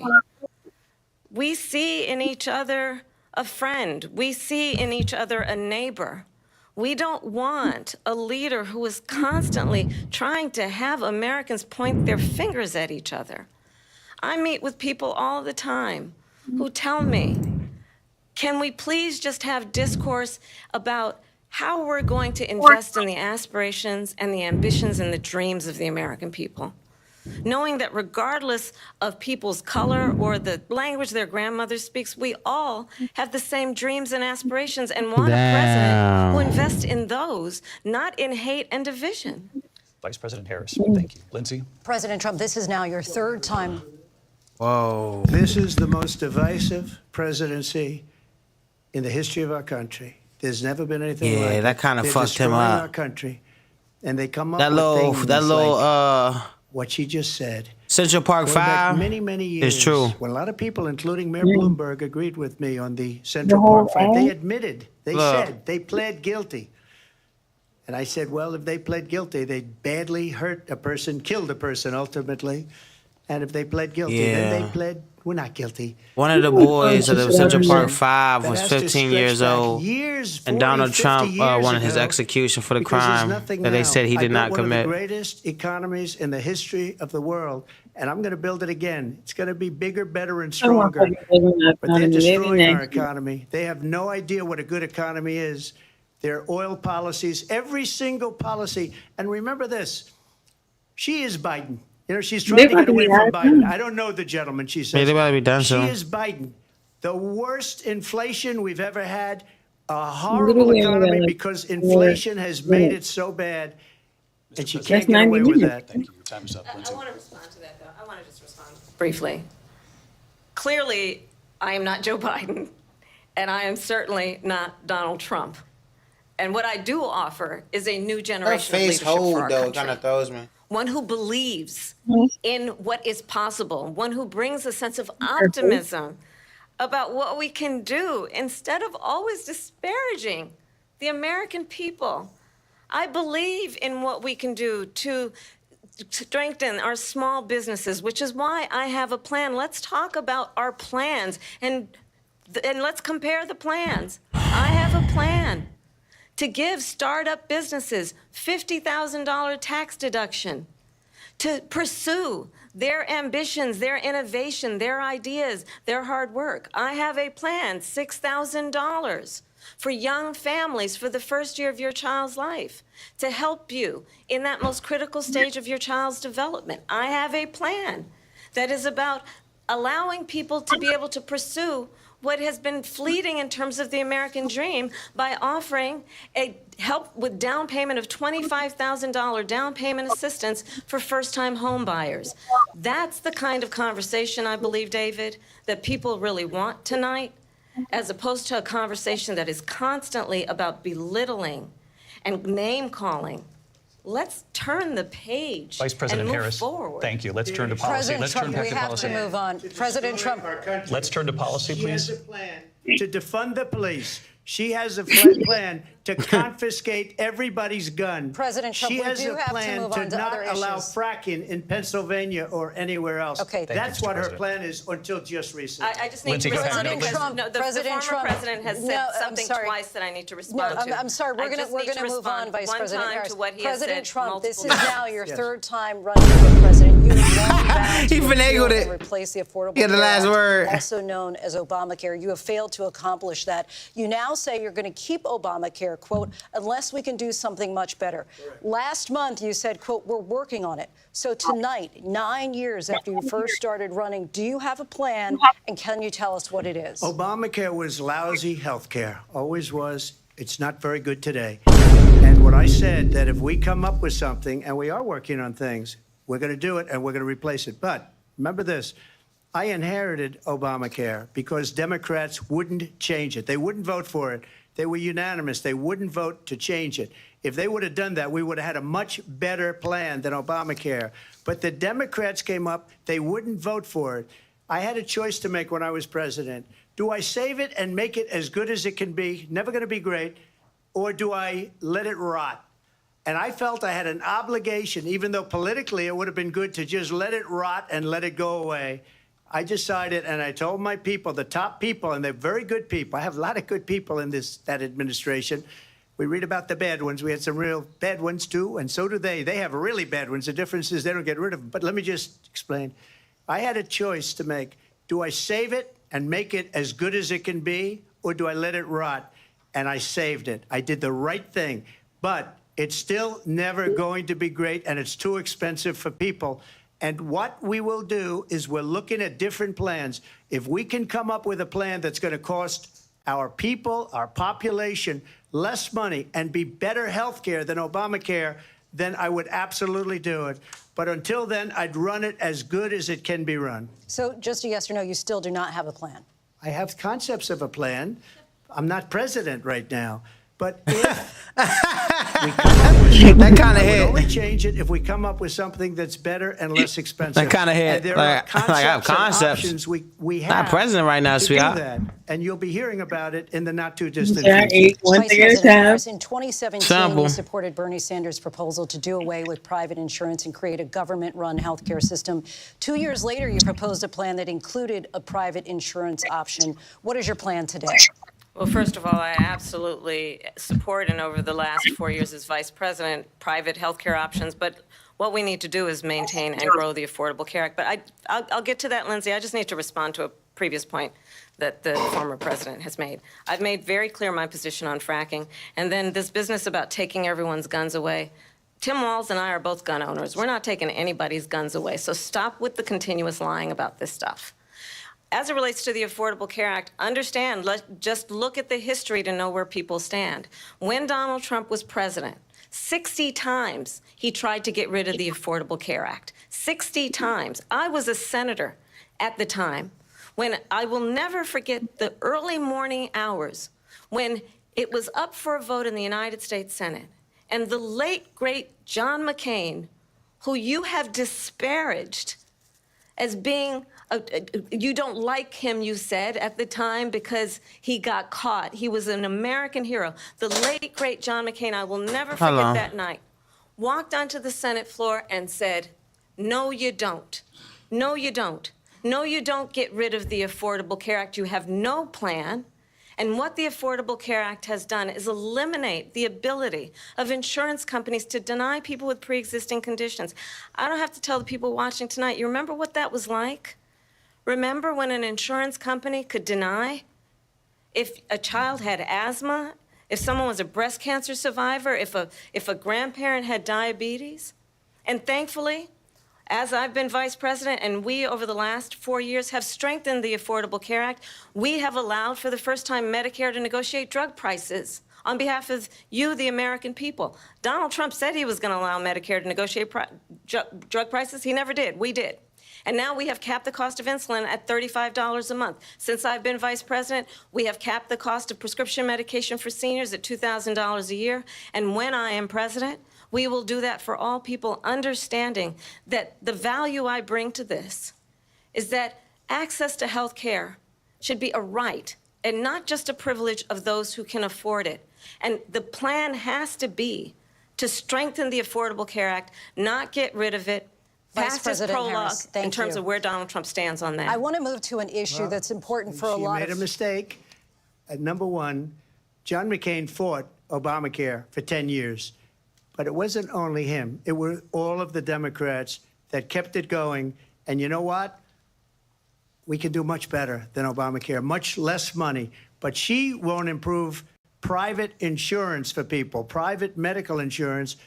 That's another thing she doesn't want to get. People are paying privately for insurance that have worked hard and made money, and they want to have private. She wants everybody to be on government insurance where you wait 6 months for an operation that you need immediately. President Trump, thank you. We have another issue that we'd like to get to that's important for a number of Americans, in particular younger voters, and that's climate change. President Trump, with regard to the environment, you say that we have to have clean air and clean water. Vice President Harris, you call climate change an existential threat. The question to you both tonight is, what would you do to fight climate change? And Vice President Harris, we'll start with you. 1 minute for you each. Well, the former president had said that climate change is a hoax. And what we know is that it is very real. You ask anyone who lives in a state who has experienced these extreme weather occurrences, who now is either being denied home insurance or it's being jacked up. You ask anybody who has been the victim of what that means in terms of losing their home, having nowhere to go. We know that we can actually deal with this issue. The young people of America care deeply about this issue. And I am proud that as vice president over the last 4 years, we have invested $1 trillion in a clean energy economy, while we have also increased domestic gas production to historic levels. We have created over 800,000 new manufacturing jobs while I have been vice president. We have invested in clean energy to the point that we are opening up factories around the world. Donald Trump said he was going to create manufacturing jobs. He lost manufacturing jobs. And I'm also proud to have the endorsement of the United Auto Workers and Sean Fain, who also know that part of building a clean energy economy includes investing in American-made products, American automobiles. It includes growing what we can do around American manufacturing and opening up auto plants, not closing them like happened under Donald Trump. Vice President Harris, thank you. That didn't happen under Donald Trump. Let me just tell you, they lost 10,000 manufacturing jobs this last month. It's going, they're all leaving. They're building big auto plants in Mexico, in many cases owned by China. They're building these massive plants, and they think they're going to sell their cars into the United States because of these people. What they have given to China is unbelievable. But we're not going to let that. We'll put tariffs on those cars so they can't come into our country, because they will kill the United Auto Workers and any auto worker, whether it's in Detroit or South Carolina or any other place. What they've done to business and manufacturing in this country is horrible.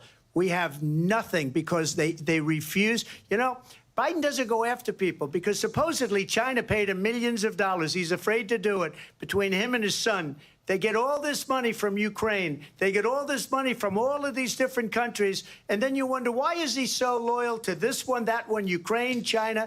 Why is he? Why did he get $3.5 million from the mayor of Moscow's wife? Why did she pay him $3.5 million? This is a crooked administration, and they're selling our country down the tubes. President Trump, thank you. Thank you. We'll be right back with closing statements from both of our candidates. An historic night, this ABC News presidential debate from Philadelphia. Back in a moment. How are they keeping? Goodness gracious. Nah, I'm not gonna lie. I am getting kind of bored of this joint. Will continue after this. A little bored. Only because, like, it do start feeling like divorce court after a while. Knew I existed. They're like, for real. All right, let's get back to this. So the most noteworthy things, well, was that all that you looked up? I looked up the John McCain situation. John McCain was also fighting Obamacare. John McCain died. I forgot he died. I'm not even gonna hold you. The Central Park situation was when them 5 boys got caught up and got put to death for real. But Trump was the main person behind it. But she brought that up about the cut. That was like her trump card, literally, to like use against him to like, bro, you're not a good person. That's basically what she's trying to do. She's trying to make him look as bad as she can. And then he's having a hard time because at the end of the day, he's either going to look like he's bullying a woman or he's overpowering a woman.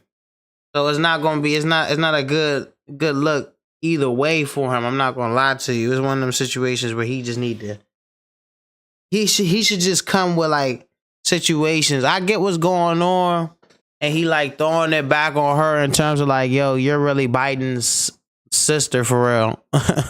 On the low key too, because you don't know what's going on just as much as he don't. But he's not doing a very good job of accomplishing that.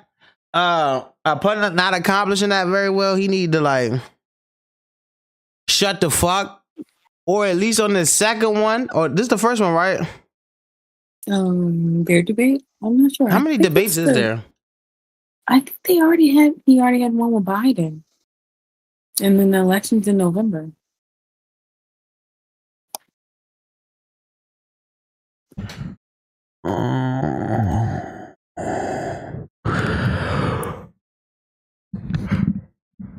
Okay, the first one was on June 27th.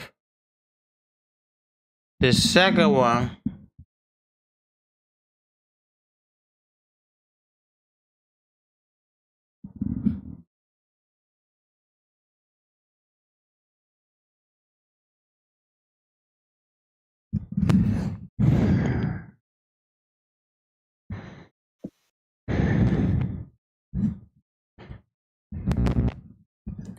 okay. They're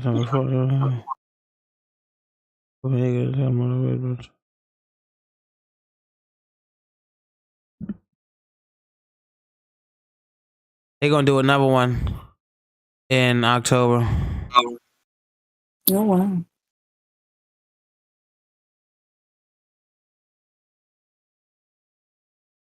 And the Harrison campaign agreed on September 4th, 6 days before the debate, that they wanted the microphones to be muted when a candidate isn't speaking type shit. Damn, that was quick. Nah, for real. I see why they said that though. Yeah. Because the whole time it was like He is both of them were overpowered. trying to talk over each other. Yeah. But I saw what you were saying though. I feel like the way he was really trying to keep up, but the way he was responding, it just came across like he didn't really have a plan for real. Yeah, it Like he wasn't wasn't hitting. really sure what he was going to do. Not for real. I think that's what he was falling short.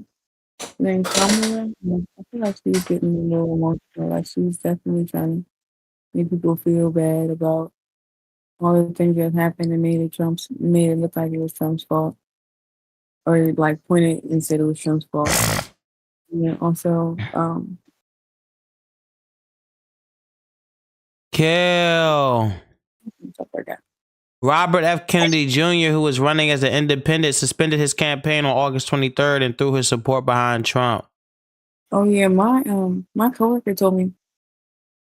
Hold on, you should have filled me in. You just told me who this nigga was, and then I'm thinking Yeah, that's why I said, did you hear me say that? Did you hear me say what I said? Because I had said that. He with Trump now. Statements and Vice President Harris. My fault. So I think you've heard tonight two very different visions for our country. One that is focused on the future, and the other that is focused on the past, and an attempt to take us backward. But we're not going back. And I do believe that the American people know we all have so much more in common than what separates us. And we can chart a new way forward.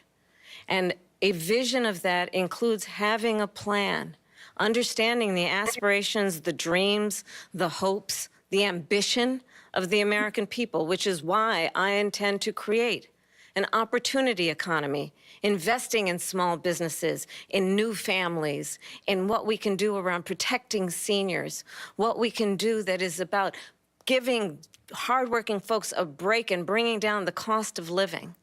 I believe in what we can do together that is about sustaining America's standing in the world and ensuring that we have the respect that we so rightly deserve, including respecting our military and ensuring we have the most lethal fighting force in the world.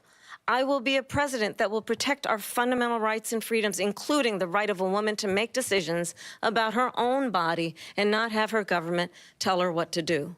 I'll tell you, I started my career as a prosecutor. I was a DA, I was an attorney general, a United States senator, and now vice president. I've only had one client, the people. And I'll tell you, as a prosecutor, I never asked a victim or a witness, are you a Republican or a Democrat?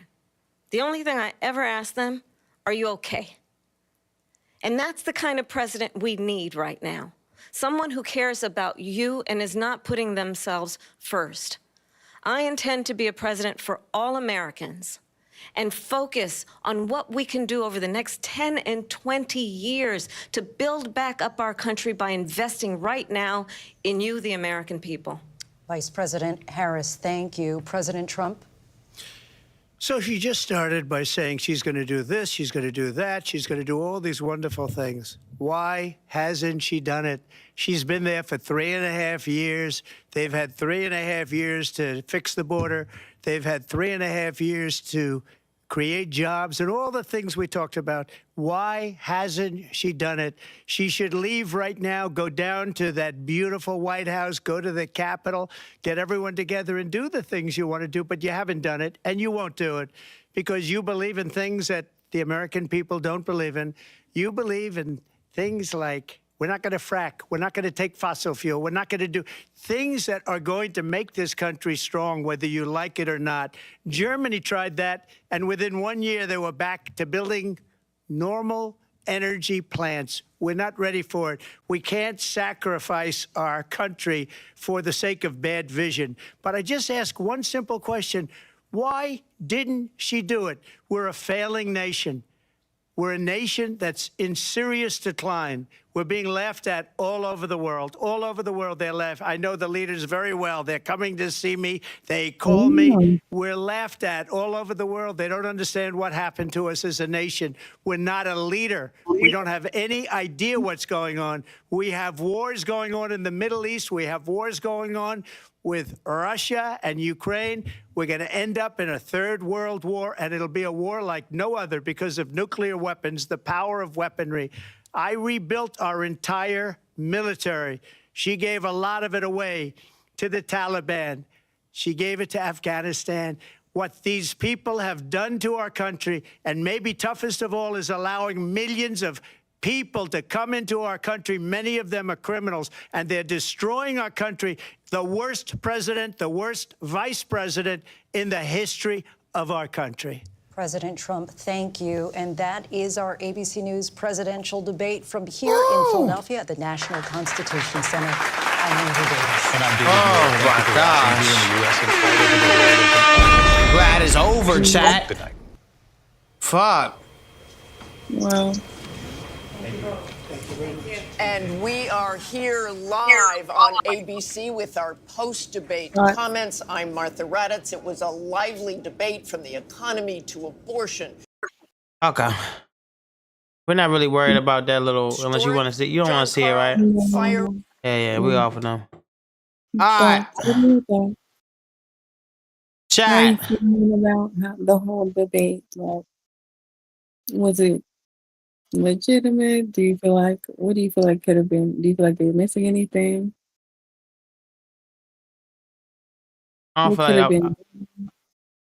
feel like, hold on, I'm trying to find a way to open this as big as we can so we can get a good look at everything all at once.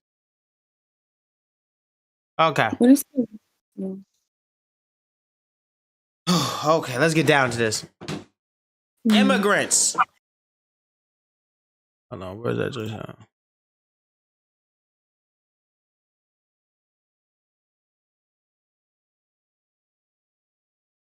My man Trump said that dogs and cats was getting eaten by the immigrants. That's number one. Wow situation. the Venezuelans. They're eating everybody's cats. The Oh Venezuelans yeah, nah, hold on. Let me tell you about that. Venezuelans. All right, so this is going on right now. How you spell I switched Venezuela? back to the word. Yeah, but hold on, Venezuelan gang. And they're in Chicago and they're in Colorado. Were they eating the Johnson? Nah, I don't know about all that. But legitimately, look. This was on the Ring camera. Look at what? The Venezuelan gang pulled up to this dude crib, guns out. Like they be walking. They That, huh? Stuff like that to me, and you can think kind of and stuff like that to me, especially around times like this. Like it's real convenient that they got shit, then like shit like this is going on, and then they got pictures and everybody propped up. Like, you think that they would be that dumb? Like, there was this one video that they were like, there was this one video that they were using that was going around. They were saying that everybody was using, or all the immigrants were using to figure out how to steal people's homes, like to squat. And so he was like taking a video, and he was like, "Oh, you gotta do this, do this, do it." Like that. I don't know if y'all got like the dumbest. Like, I don't know if people are getting slower, which may be a thing, but if some of this stuff seems staged, like hit that whole gun when they hit him getting clipped at the rally. Like, that shit was a fluke. Like, I Yeah, just I feel get what like you're saying. I do get what you're saying. Basically, it's on that. It feeling like that type time. Like they really is on that agenda and setting it up to like that could be a talking point. Like you let this go down during this administration, bro. What you about to do? You feel what I'm saying? I definitely do get that, and I like that thing. But I just read this. We on Reddit. What's the deal with the people saying armed Venezuelan gangs are in Colorado? Colorado and Colorado, they dangerous. Answer: Aurora police stated in an update after video surfaced allegedly showing heavily armed Venezuelan migrant gang members trying to break into an apartment in Colorado. In a video from a news conference posted on the department, gang members have not taken over the complex. Huh? What did you pull this up for? Trying to talk about these Venezuelan. Yeah, it's not really fact checking shit. I'm not even gonna lie to you. But huh? Nah. Nah, gay. Holla. This Drake though, if you think about it. Hold on, several men are. The gang members have not taken the complex. Several men armed with handguns and one with a scope rifle can be caught on the disturbing doorbell. Camera footage busted through the door of an apartment in the Edge Lowry complex for no reason. I just say that all the fluff is for clicks as usual. Does. In Colorado. Yeah, but then there's also. No. The link in the answer. Oh, it's in the answer? Yeah. Go back to the tab. Yeah. This one? No. That one. The pink picture right there. It says break into an apartment in Colorado. That's a hyperlink, right? Yeah, but it's like I'm trying. Then it was a situation because these niggas in Chicago too.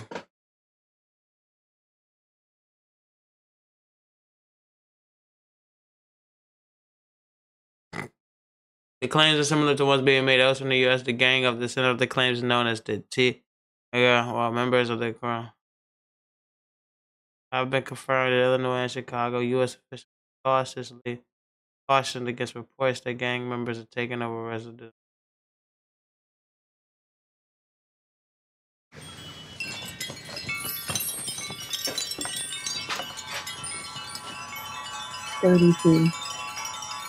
Did I just?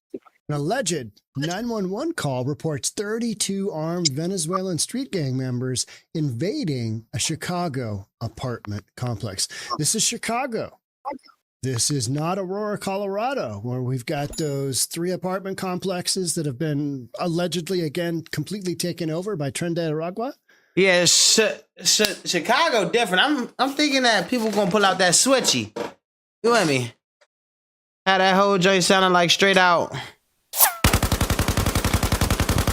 It is. I think that, like, Huh?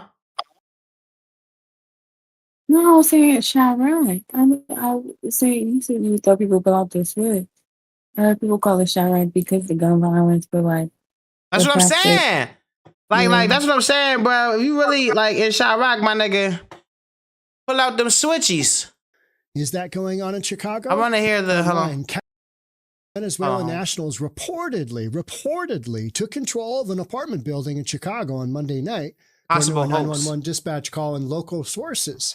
The audio, which has been widely circulated online, captures the chaotic scene as residents desperately called for help, leading to heightened concern over the rise in migrant-related crime in the United States. Now, one of the podcasts I recorded earlier today was how the Hell's Angels are headed. Like, for example, I heard what's it called? Relationship is fake. Taylor Swift and Travis Kelce. Are you for real? That's crazy because I thought it was fake. Apparently, there was some like leaked contract going around about the exact date of their breakup. Crazy.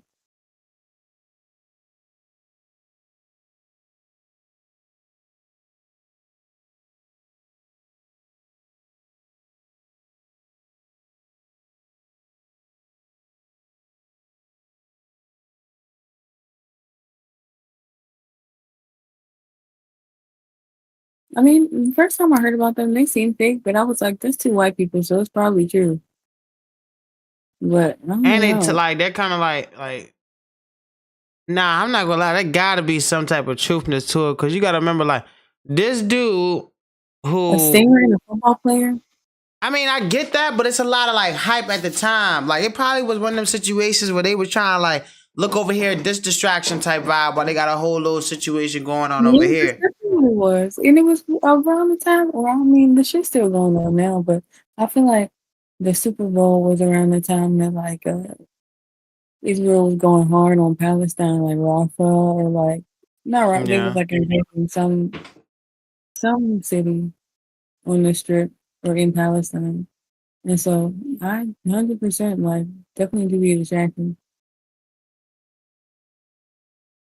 Definitely to be a distraction.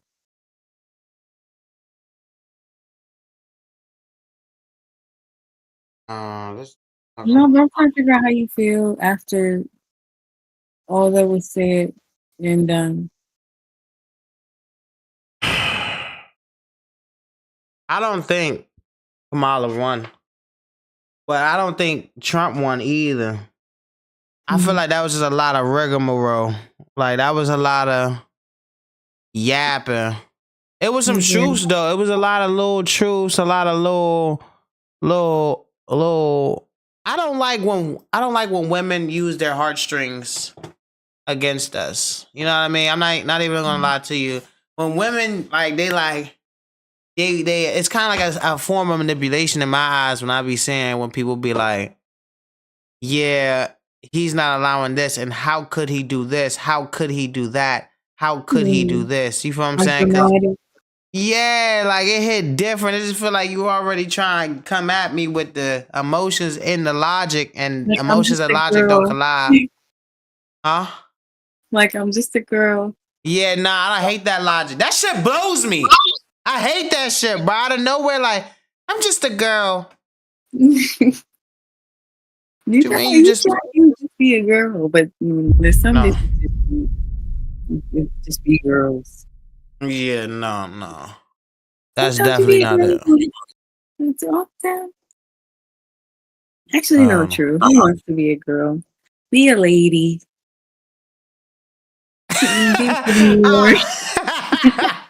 All right, so what's your ending thoughts though? What's your ending thoughts? I mean, I don't know. I definitely feel like I agree with what you were saying. I feel like this one was used to get all the kinks out. Like the next one Yeah. gonna be more serious. I feel like They said the it next one better be. October. It better be more serious. They better come talking about some actual shit because this one, they were just like, that's what I mean. They said it was the first time they saw each other in person, and so now they know each other's energy or whatever, and so hopefully Mm-hmm. they're gonna be on actual politics in time and not defamation and slander in time because I feel like all Trump is talking about, he was like, oh, she did this, she did this, she did this, and she sucked, and then Kamala was It like, was a he did, it was a he did lot of this. that. Yeah, it was like a he said, she said. And so Yeah. hopefully they come with like actual policy and stuff in the next one. But I mean, in my opinion, overall, it went how I felt like it was going to go. Like Trump was just Trump, and then Kamala was going to talk about her policies. And they did bring up her race. They didn't bring up anything else. Yeah, hold on. I didn't even get to talk about that part. Because Trump did have a few little like, hold on, bro, you lost me. Right? It was I get what he was saying though, and the simple fact that he is white, people not gonna let that down. They gonna be on a tight time of like, nah, my man says she ain't black. And I feel like he has no right to say that except if you are of black. Like if Obama was to be like, yeah, she not black for real, it would hit different than a white man saying like, you're not black. But like at the end of the day, it's like, damn, what's your definition of black, bro? Since you think you know what black is, like it started hitting different. A lot of questions could be asked that's gonna definitely fuck up. Like, And that's that white privilege. Like back to what you was talking to that girl about. But yeah. yeah, I feel like or and then also like I was saying, that's what I said. I don't know if that's what you. Oh no, that's why I'm glad that you said what you said earlier about putting in a wager about bringing up race. But you said that she was gonna bring it up, but the fact that they had made it seem like he was like the fact that how they made it look about him was They brought up the my fault. They brought up the 2020 running that White House. I forgot about that low key. racist, yeah. That too. Because right, and I think my favorite part honestly was the questions. Like those speakers, they really were the host or whatever they were called, facilitators. They Mm-hmm. really they asked some really good questions and put stuff into perspective. Like they made them think about like what they said. Because even they was calling out Kamala on some shit. Like it was like, oh, you said this, but then you said this. Like, didn't you switch your policies? And so I think that Yeah. that was my favorite part. Like they was actually grilling them on real stuff. The points they touch. I'm real quick. Let's do this as the last thing that we're gonna flee. Cause this the whole bada bing bada boom of the points that they touched. Abortion, border crisis, security, Yeah. crime, Yeah. gun, Yeah. foreign affairs, fentanyl crisis, Mm-hmm. climate change. Climate change. One thing that they didn't bring up in that situation though, the Project 2025 didn't even get down to like. Right. Trump was like he heard about it. Like, Yeah, how that's you hear it. about it if the Republicans were doing it? Yeah, not for real. All right, real quick for the people who don't know, do your research. Mm-hmm.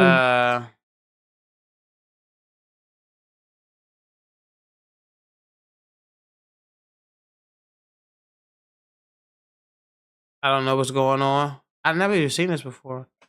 Look for just a master list. What they're doing basically though. Apply now. What am I applying for? Okay, go back. Go back to the tab that you went to search for the project, and then go to images.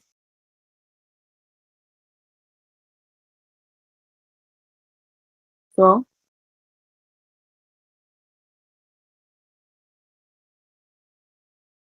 Yeah, they said he right behind it. Like that's so good. He said he never even heard of that joint. He just searched it out. Yeah, my manager said that it seemed like Trump's whole back is like trying to repeat what the Reagan administration did. I'm not too familiar with the Reagan. It's real bad for Black people. I can tell you that. I believe you. I have nothing to do with the project.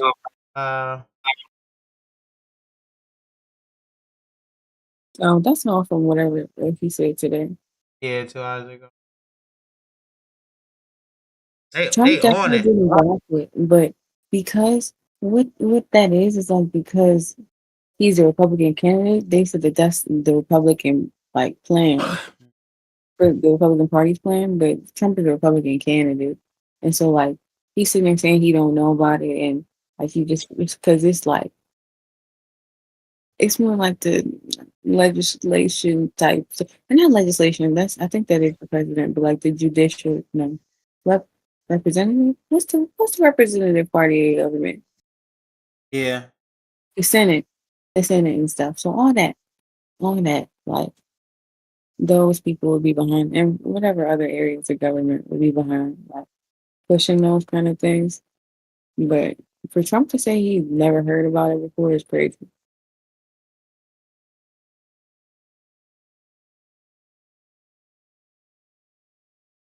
I'm not gonna lie to you.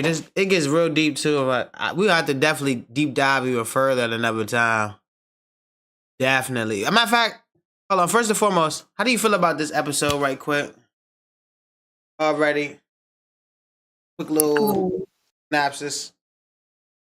That's okay. Let's just call it a night. Type shit. Another day. Alright. What you want to say to the people? What's the last thing you want to say to the people? Thanks for listening. Gave us a dry ending. Thanks for watching. Like, I don't know. Thank you guys for watching us. You already know what the fuck the vibes are. You stayed all the way to the end and watched us all the way through. Real one. Thank you. You already know what the fuck the vibes is. I'm gonna catch y'all on the next one. We out.